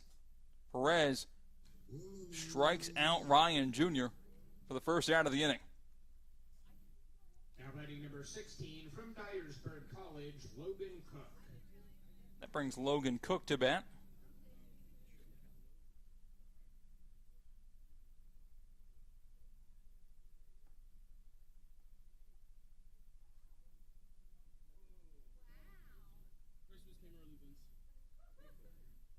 First pitch, taking a strike on the inside corner. 0-1, a nasty one that time from Perez to freeze Cook.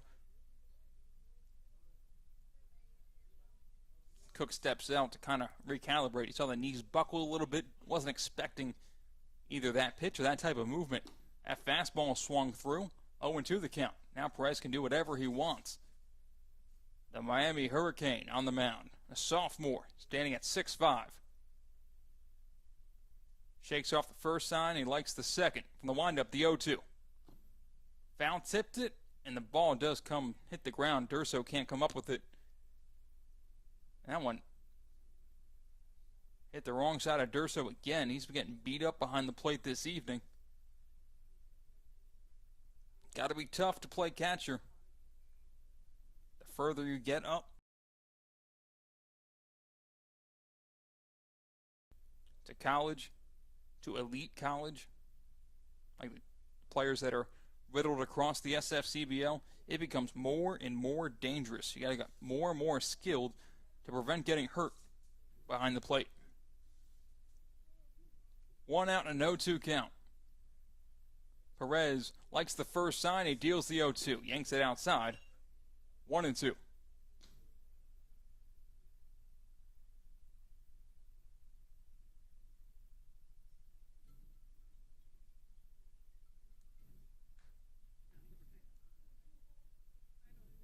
And Perez is 1-2. High and inside. 2-2 now the count to Cook.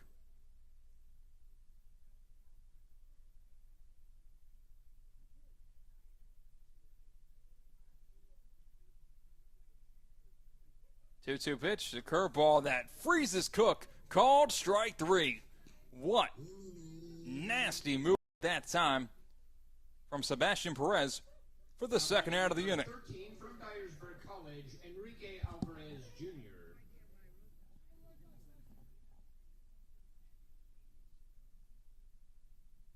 So 2 outs, nobody on base for the Palm Beach Xtreme.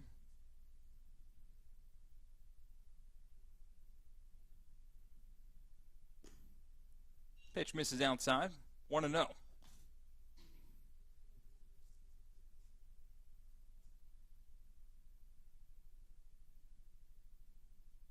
And the 1-0 is waved at and missed. 1-1. Perez is racking up to 94 in his fastball and slowing it down to 71 on the curve. The 1-1. Drops in there for a strike. 1-2.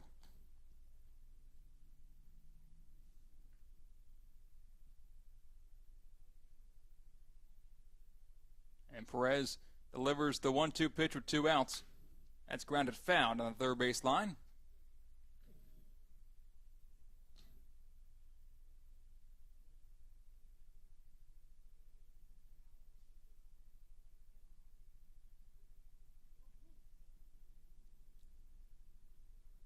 Count remains 1-2 with 2 outs, nobody on base. A 4-run lead for Boca Raton. Perez deals the 1-2. Missing high and outside. A good take that time from Alvarez Jr. Evening up the count at 2-2. And the pitch. Curveball is grounded foul. Jenner on deck, followed by Corlew and then Holub if we get that far for the Xtreme.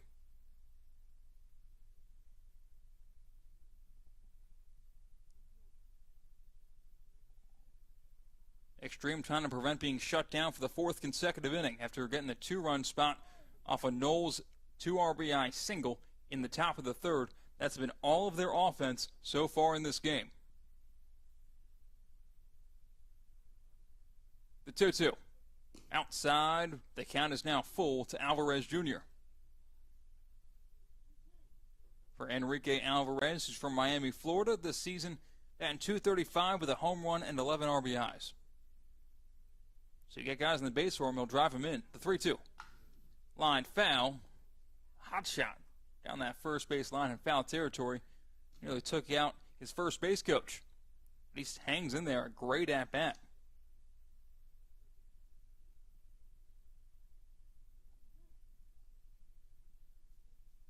Pitch number 9 in the at-bat. Perez deals. Outside and winning the battle is Alvarez Jr. Runner on first base now with 2 outs. From Liberty University, Andrew Jenner. Bring Andrew Jenner to bat with a runner on first base and 2 down. Jenner's 0 for 2 today, making him 4 for 19 on the season.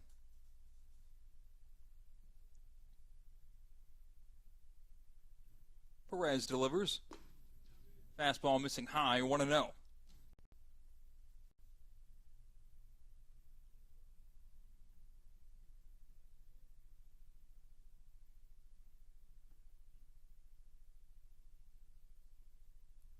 Next pitch is on the outside corner for strike 1.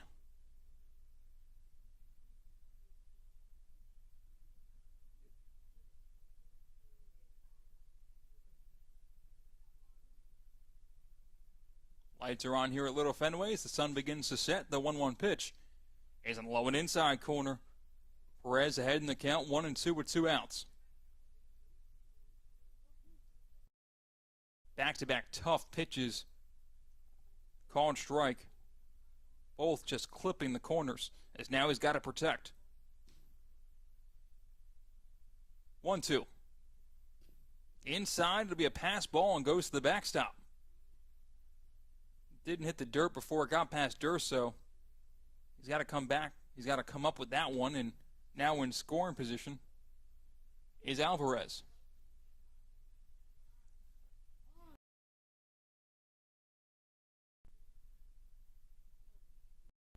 Time is called for a courtesy runner to go on base.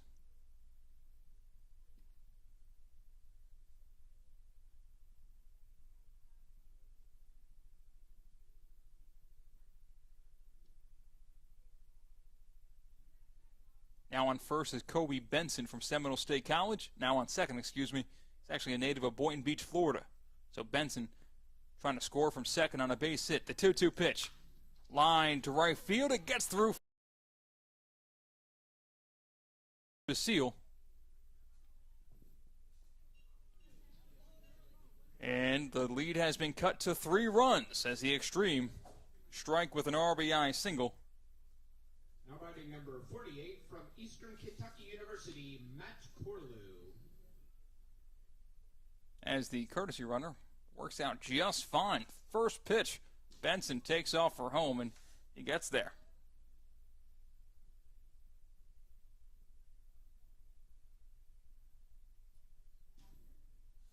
Six to 3 the score. Blazers still lead. Perez delivers. That one in the dirt for a ball, 1-0.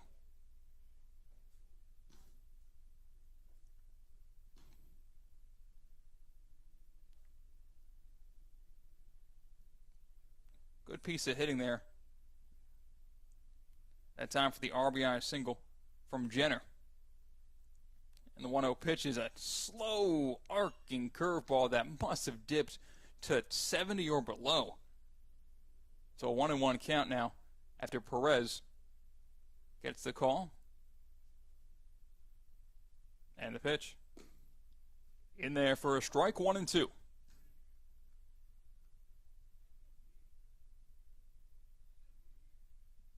Corlew, the 8th batter in this 10-man lineup for the Xtreme.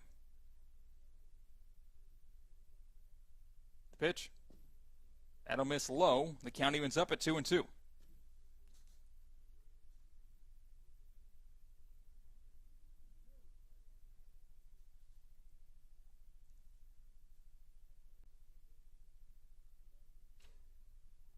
And Sebastian Perez delivers. Curveball swung on and missed. Corlew down on strikes, but not before the Palm Beach Xtreme strike for a run and an RBI single from Jenner cutting the deficit to 3.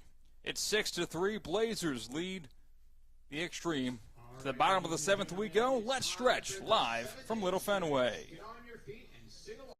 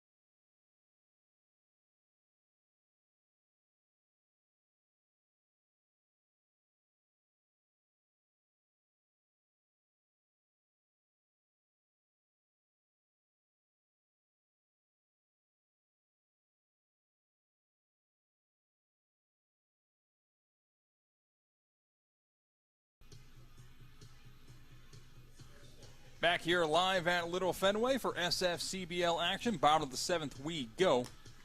Boca Raton Blazers coming to bat. They lead by 3.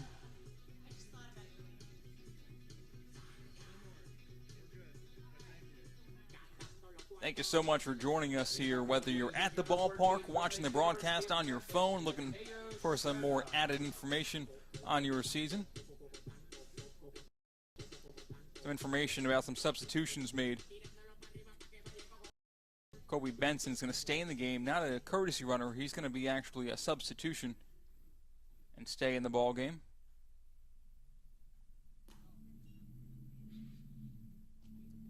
First pitch misses for a ball, 1-0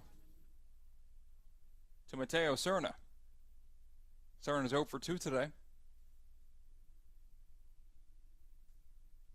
That pitch is cut on and missed. 1-1. Also moving over from short to third base is Gregory Ryan Jr. Asher Ackridge goes to right field.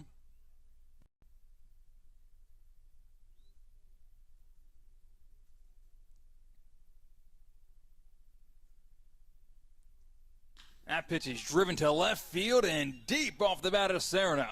That one's going to hit off the green monster, and Serna's going for 2. The throw comes in, one hopper, ball caught, and tag applied. Serna gets a single, but he is tagged down, trying to stretch it for 2. Playing it off the wall beautifully was Ijalon Knowles in center for the first out of the inning. Highlighting number 38 from St. John's University, Joe Durso. Brings up Joe Durso to the plate.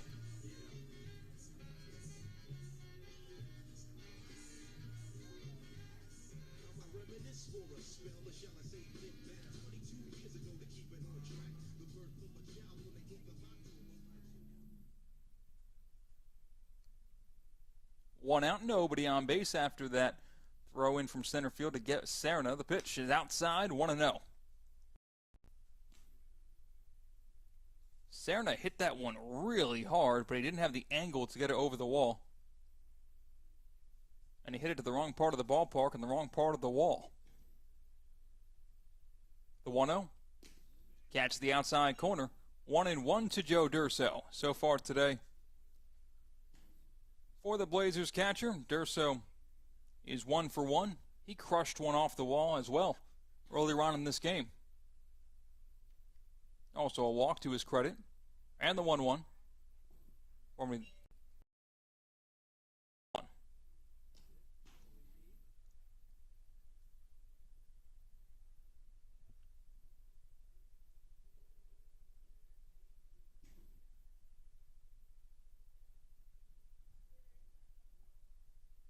2-1 pitch is waved at and missed. 2-2.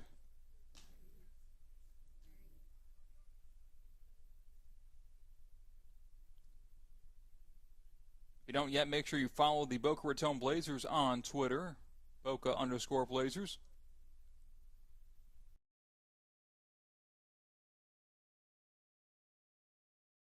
Official. 2-2 to Durso. Ground ball, left side at third base. The ball will eat up Ryan, and he throws to first. Throw too high, and the ball's not caught either way.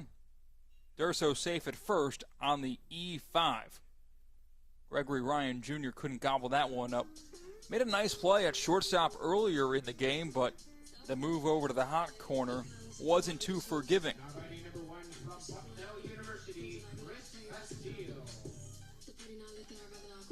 So it was initially gloved cleanly, then when trying to transfer, the ball popped out of the mid of Ryan.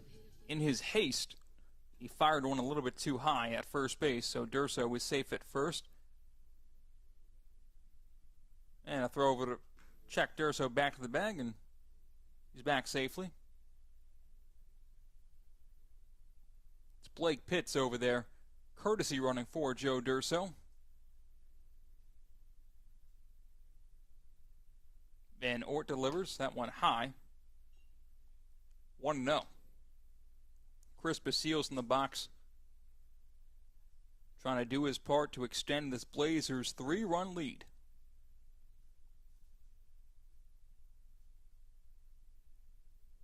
One-0 misses high. 2-0 now the count.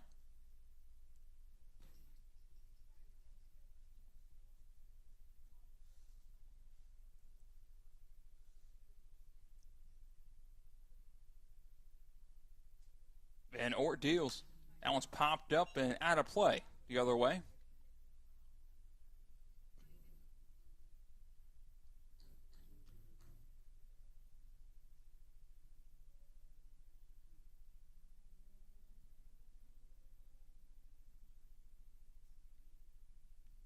Next pitch is smoked to right center field, and it gets down for a base hit. Pitts takes a hard turn at second, but it'll stay right there.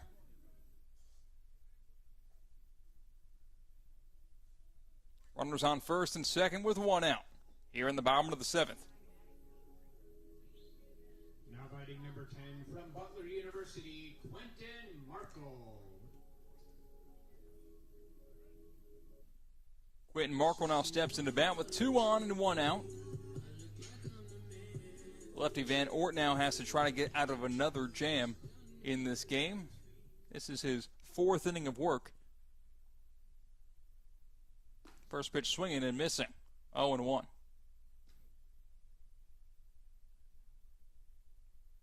Van Ort has done good so far, and he's got one more task to do. Try to get out of this inning unscathed. He's now thrown over 70 pitches. Runner goes from second, throw down to third, and the runner is out. Oh, he's safe. He's called safe. The tag was applied in time. It looks like just a missed call at third base, but Blake Pitts is in there. May have got away with that one.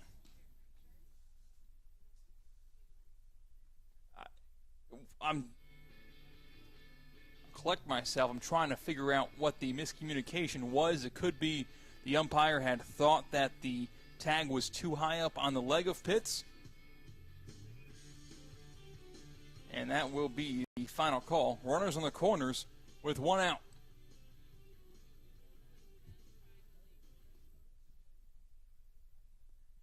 And it also is a tough angle for that base umpire. He's about 40 feet away from the play, and he's behind the runner at the same time.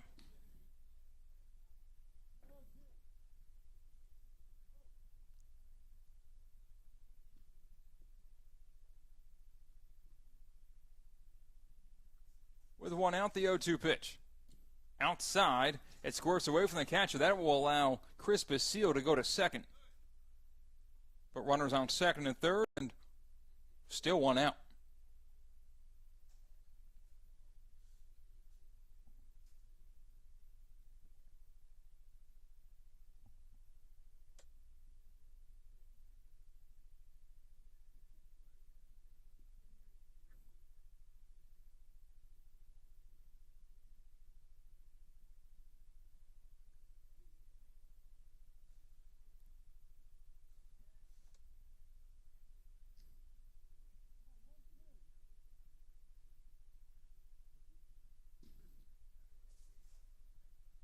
1-2 count. Infield comes in for the Xtreme. With 2 runners in scoring position, this pitch to Markle's way outside, 2-2.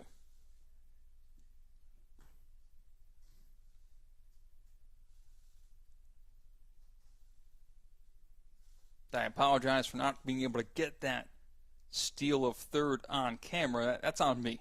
Sometimes you got to raise your right hand and say, my fault, and this will be that time. Here's the 2-2. Inside, the count is now worked to full for Quentin Markle. Markle today is 0 for 2, 7 for 30. A chance to do some real damage here and put this game close to out of reach. Next pitch, popped him up, right side. In right center field, a chance to tag up. Caught by Knowles, the throw comes home. It's going to be cut off on the mound, and a sacrifice fly will allow Pitts to score.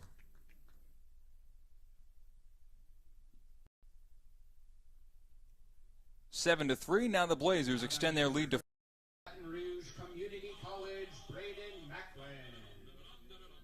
So 2 outs.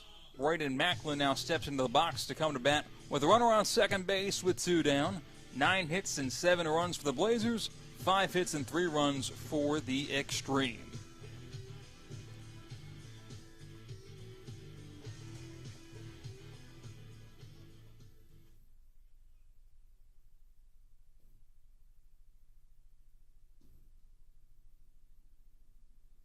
Van Ort looks at the runner on second, delivers this pitch. Driven to left center field and short. Coming in is Knowles, but it dunks in for a base hit. The throw comes home. And it's actually going to be cut off at second base. It's an RBI single for Braden Macklin. Now batting number 2 from Stetson University, Carlos Jacome. Carlos Jacome now comes up to bat. The Blazers extend their lead to 5. And while this mound visit is underway, it is an absolutely perfect time to remind you that coming up there, just a week from Saturday. So next Saturday, not this Saturday, it is the first annual Wing Bash in South Florida. Enjoy all-you-can-eat wings and all-you-can-drink alcohol at John Prince Park in Lake Worth. Restaurants from around the area are competing to see who has the best chicken wings. You got to be there to decide for yourself who is the best of the restaurants around the area. Along with the all-you-can-eat and drink, there'll be live music, free axe throwing, and desserts for purchase, with proceeds going to Children's Healing. Florida Wing Bash, July 8th from 6 to 10 p.m. at John Prince Park in Lake Worth. Go to southfloridawingbash.com to buy your tickets. They're going to go soon.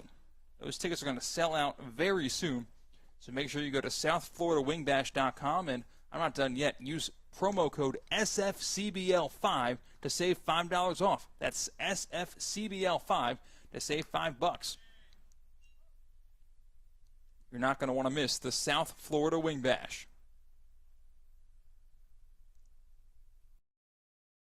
Won the count to Carlos Jacome with a runner on first base and 2 outs.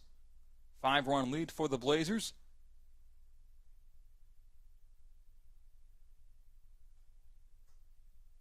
Their largest lead of the game. The 0-1 is found straight back. 0-2 now.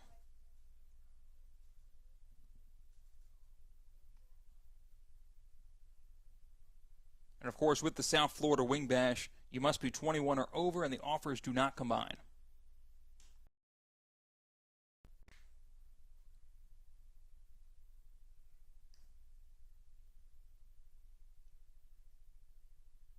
The 0-2. Swung on a miss. Jacome down on strikes, and that will end the rally. But not before the Boca Raton Blazers plate 2 runs to extend their lead. It's 8-3. Boca Raton on top. To the 8th we go, live from Little Fenway.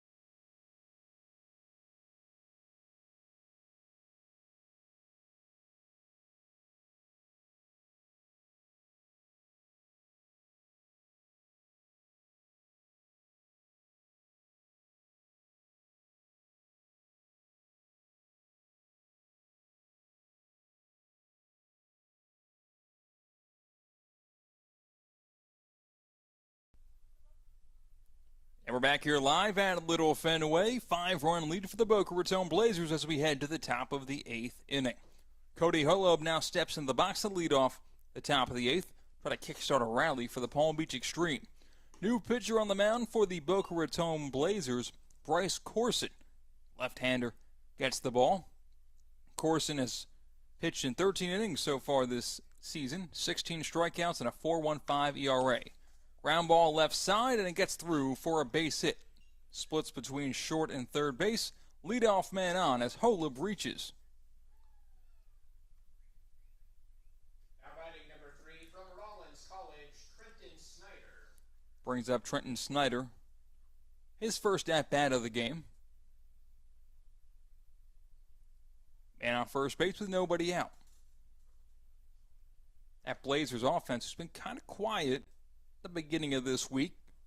Woke up in the Tuesday matchup, and that come from behind win, and it's looked very strong against last week's pitcher of the week, Hunsberger.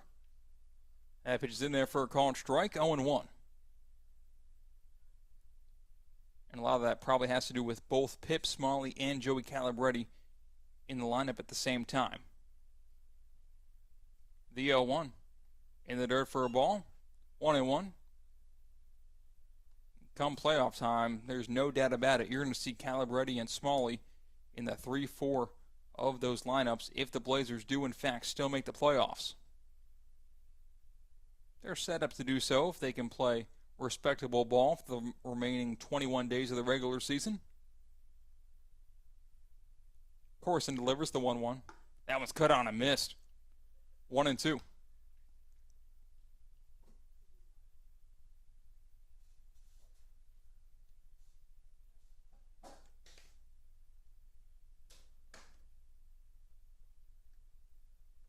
And Corson sets and delivers the 1-2 pitch. That one's driven to center field.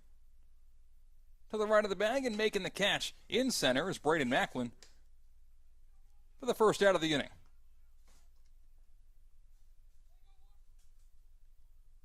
Now batting number 23 from the University of Mount Union, Zachary Mazza. Brings up the top of the order for the Palm Beach Xtreme. Zachary Mazza coming to the box. Still that runner on first base, and now one down.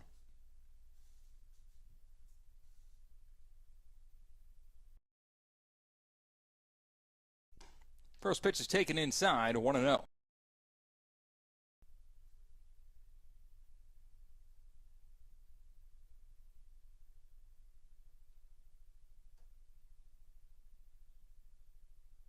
Corson's 1-0 pitch is driven to left field, but manageable. In left field, Jack Clark makes the catch nonchalant for the second out of the inning.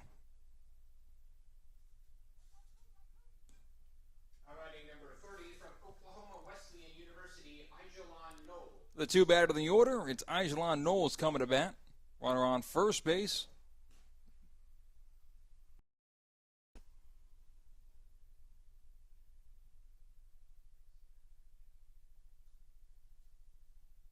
As Corson, the lefty, wheels and deals. The pitch in there for a called strike, 0-1. Top of the 8th inning. Palm Beach Xtreme at the plate, trailing by 5.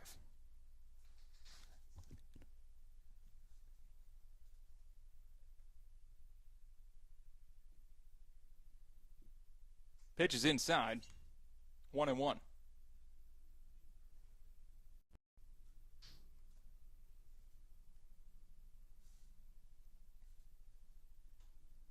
And the 1-1. Spikes in the dirt. It's going to go to the backstop, allowing the runner to advance to second. 2 down and a runner in scoring position for the Palm Beach Xtreme. So we have a big win for the Boca Raton Blazers.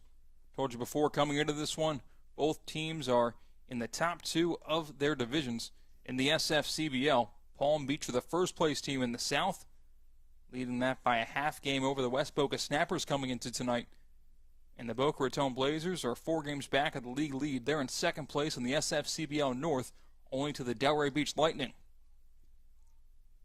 That pitch is taken for a strike. 2-2, the count evens up. Knowles in the box, Bryce Corson on the mound.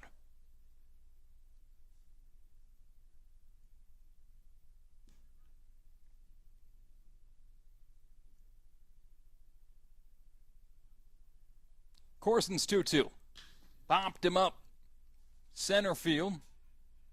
Going back. Under it. And making the catch to end the inning is Braden Macklin. No runs come across the plate. It remains a 5-run lead for the Boca Raton Blazers. To the bottom of the 8th we go. Boca coming to bat live at Little Fenway.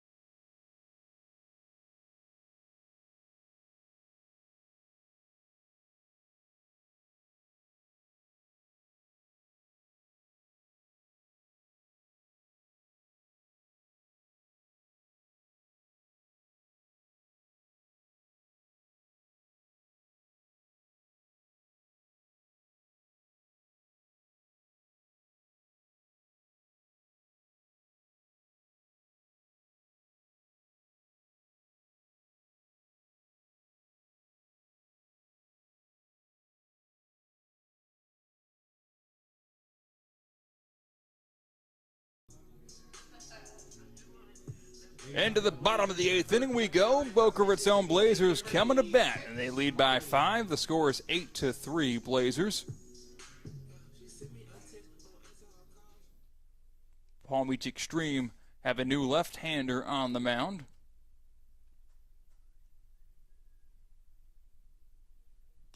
First pitch swinging, ground ball left side. Gloved by Ryan Jr. The throw to first, it's scooped, and the out is made. How about that?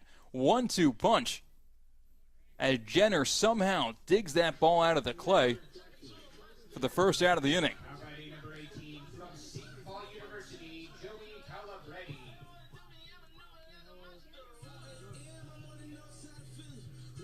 So that's the first out after Ryan Jr. makes the play at third. He moved over from shortstop to the hot corner midway through this game. That brings up Joey Calabretti after Pip Smalley was retired. And the first pitch is missing low for a ball. 1-0 to Calabretti. So Pip Smalley's now 2 for 4. He'll stay at 500 on the season. 26 for... Actually 25 for 50. That one's fouled back. 1-1 to Calabretti. And the pitch. It's a curveball that finds the zone. 1-2.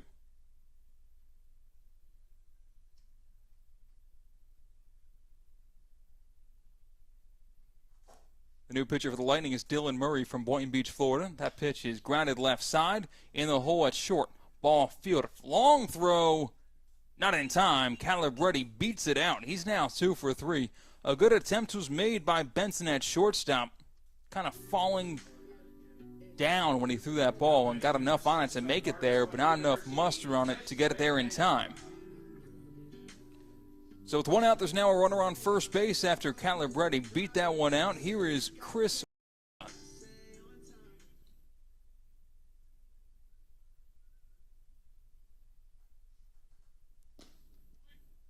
Murray deals a strike, 0-1. Dylan Murray is from Belmont Abbey Jr. from Boynton Beach. Stands at 5'11" and deals a ball that time, 1-1.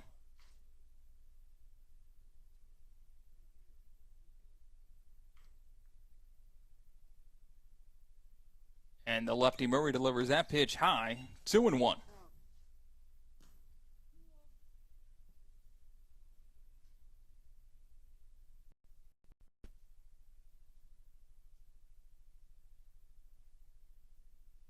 Next pitch is fly ball fouled on the right field line and out of play. 2-2.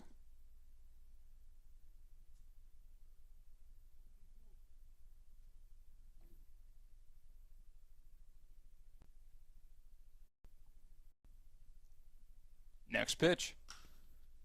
Popped up on the right field line again. That one's going to go over the fence and into the dump down that right field side. Out of play. Count remains 2-2.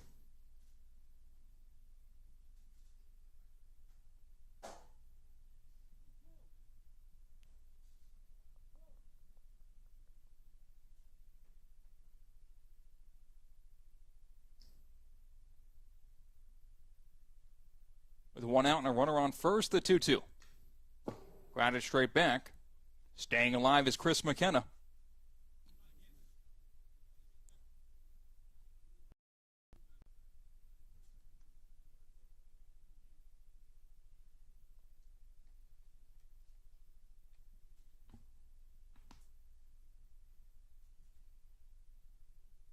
Might be the last time we see the Blazers offense on the field this evening. They hold a 5-run lead in the bottom of the 8th.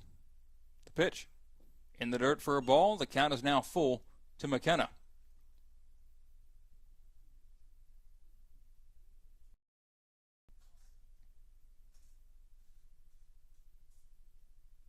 Dylan Murray deals. Cut on and missed. McKenna strikes out for the second out of the inning.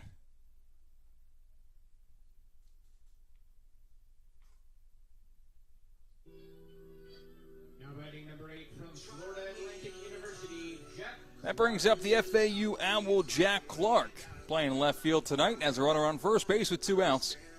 Clark having a great day offensively. Coming into the game, batting .371. Well, that numbers are going up. He's 2 for 3 so far. Looks at that one in the dirt, 1-0. In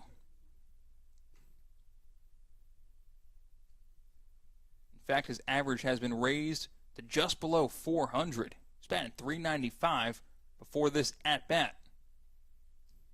1-0 is popped up. Over the plate, coming in, and that ball's going to drop. Fair ball. That's going to be a base hit. Nobody saw it. So sometimes when you're hot, you're hot. When you're lucky, you're good. When you're good, you're lucky. And that time, Clark was a little bit lucky. He's now 3 for 4, and there are runners on first and second with 2 outs.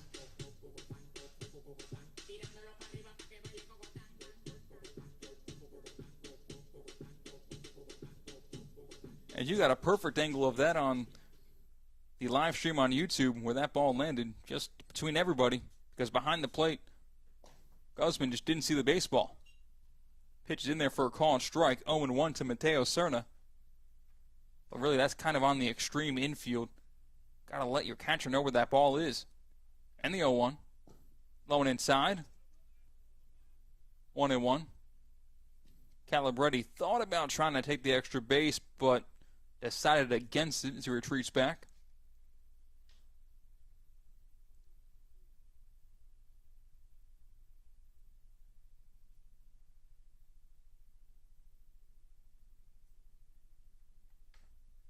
And with 2 outs, the 1-1. Inside, 2-1.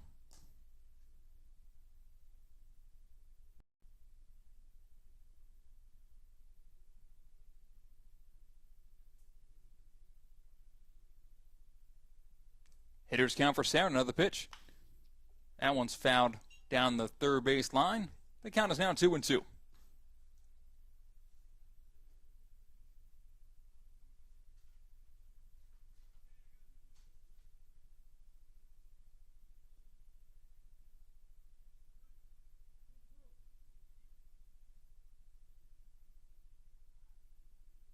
Two's wild. The pitch.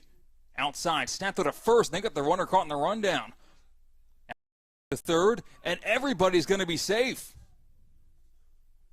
Just a massive brain fart for the Xtreme, as they had their runner picked off at first base, but for some reason or another, Jenner decided to throw across the diamond to the lead runner, but everybody ended up being safe as Calabretti went into third in time. The throw kind of went wide of Ryan. He had to make a big effort to just keep that ball from going into the corner, into the bullpen, allowing runs to score.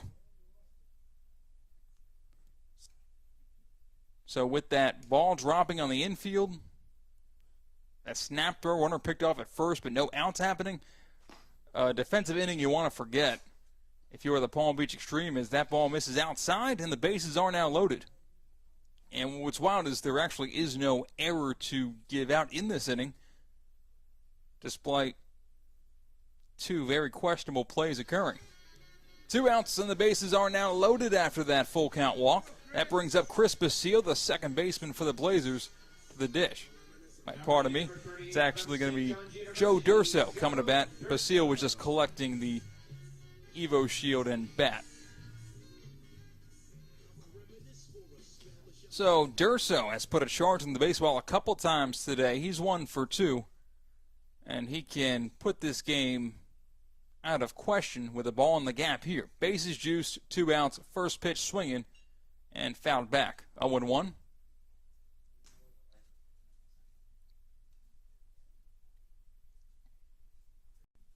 "12 hits for 8 runs for the Blazers, 6 hits for 3 runs for the Xtreme." And the pitch from Murray. Line foul, as Calabretti had to dance out of the way down the third base line.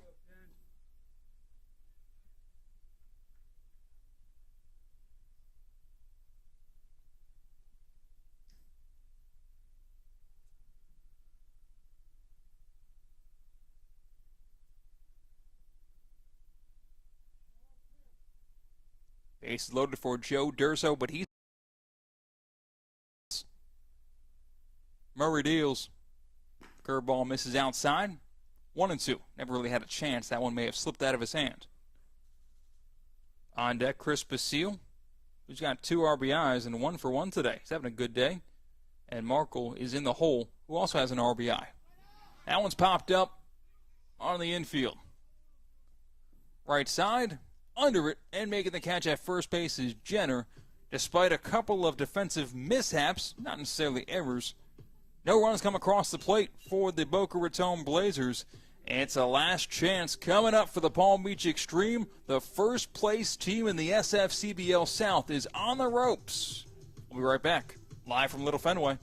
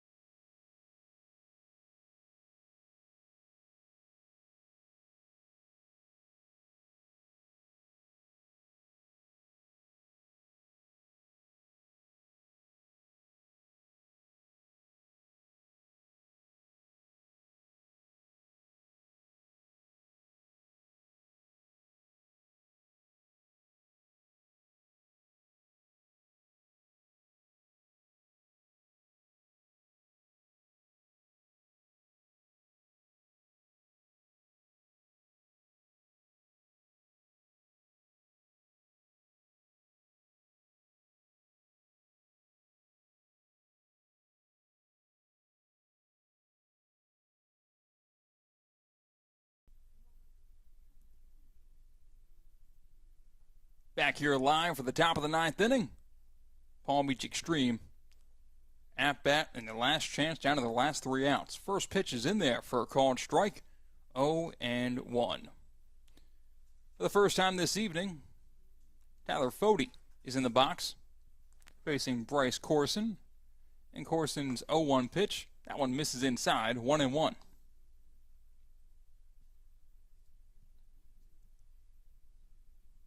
Corson trying to protect this 5-run lead and send Blazers fans home happy.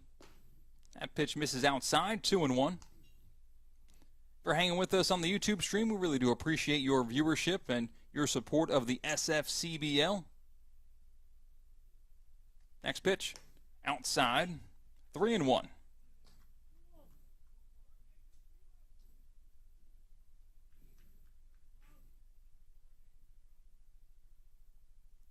Corson deals a 3-1 pitch. Cut on and missed.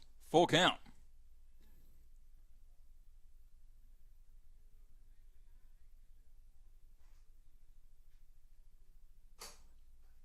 Three-two, nobody out. As Fode wants to lose his elbow pad, was disrupting his swing. Fode's from Wethersfield, Connecticut. The lefty steps in. The pitch is fouled back.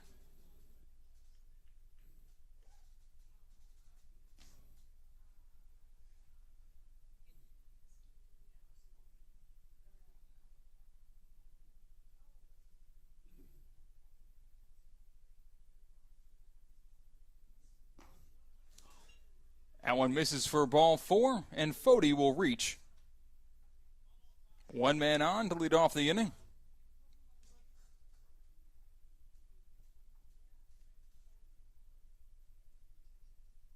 After Fode reaches, that does bring up cleanup batter Gregory Ryan Jr.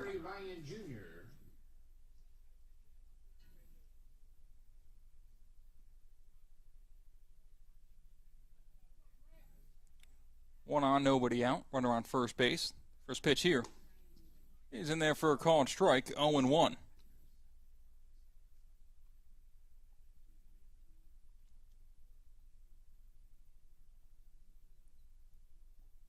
And Corson's 0-1. Misses, or pardon me, finds the bottom part of the zone, 0-2.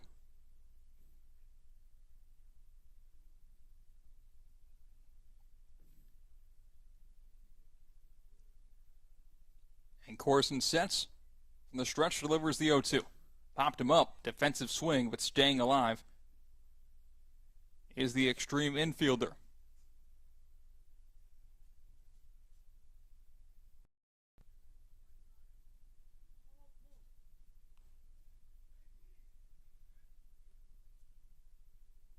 Corson's 0-2. Misses high. No chance that time. The count is now 1-2.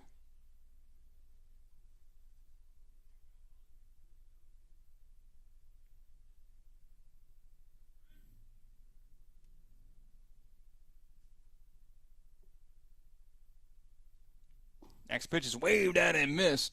And Ryan Jr. is down on strikes. One away.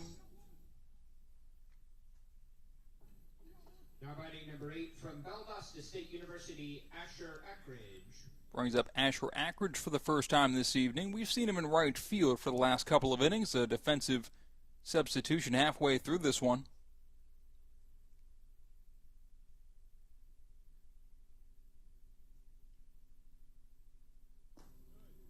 Looks at that pitch low for a ball, 1-0.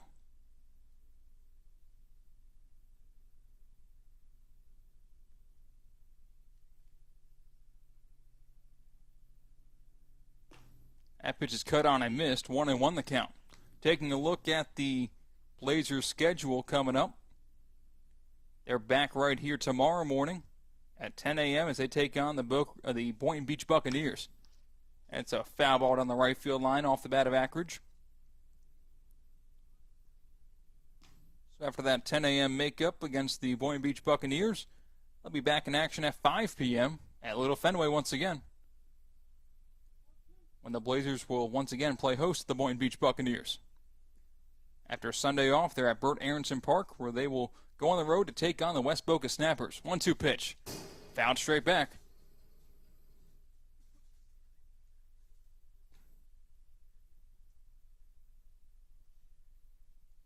Ackridge stays alive.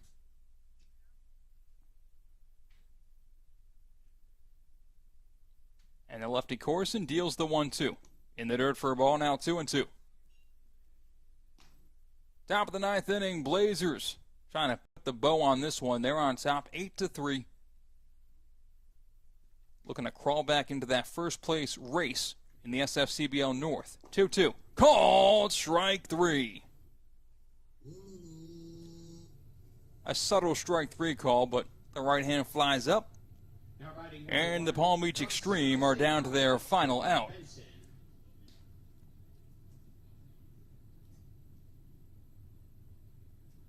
Another Palm Beach Xtreme player who entered this game halfway through, Kobe Benson, steps into the box for his first at-bat. He pitched shortstop. First pitch to him here is outside and high, 1-0.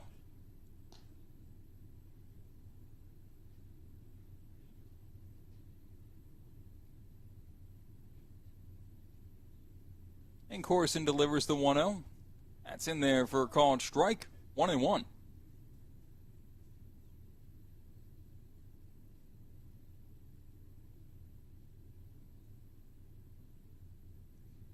One pitch is low and inside, 2-1.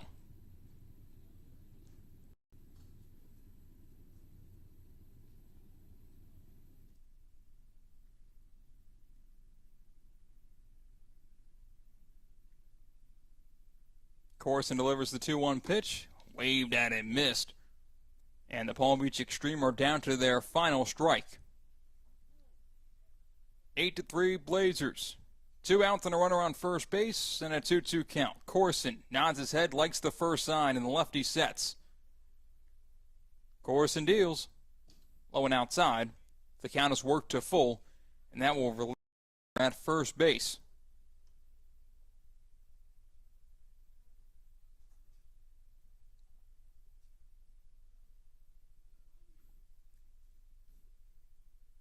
Corson in his second inning of work trying to shut the door, the 3-2. Popped him up. Right side, short right field, under it, and making the catches, Quentin Markle to end the ball game. It's a final. The Boca Raton Blazers win 8-3. And take a look at the standings. For the Boca Raton Blazers, they improve to 14-9. The Palm Beach Xtreme will fall to 11-8. Folks, thank you so much for catching this game live with you on the Boca Raton Blazers YouTube account. Before we sign off, a big thank you goes out to all of our sponsors: the South Florida Wing Bash, the Palm Beach County Sports Commission, Visit the Palm Beaches, Atlantis, Bahamas, the Hampton Inn of Delray Beach, Loop the App, Harrah's Pompano Beach, Dr. G's Urgent Care, Jed Lawyers, Point Streak Sports, Geller Roofing, and the Sonesta Select of Boca Raton. Again, final score, 8-3. The Blazers get the better of the Xtreme in a battle of top two teams in the SFCBL. I was Christian Cat with the SFCBL. Folks, thank you so much for watching and listening. We'll catch you next time.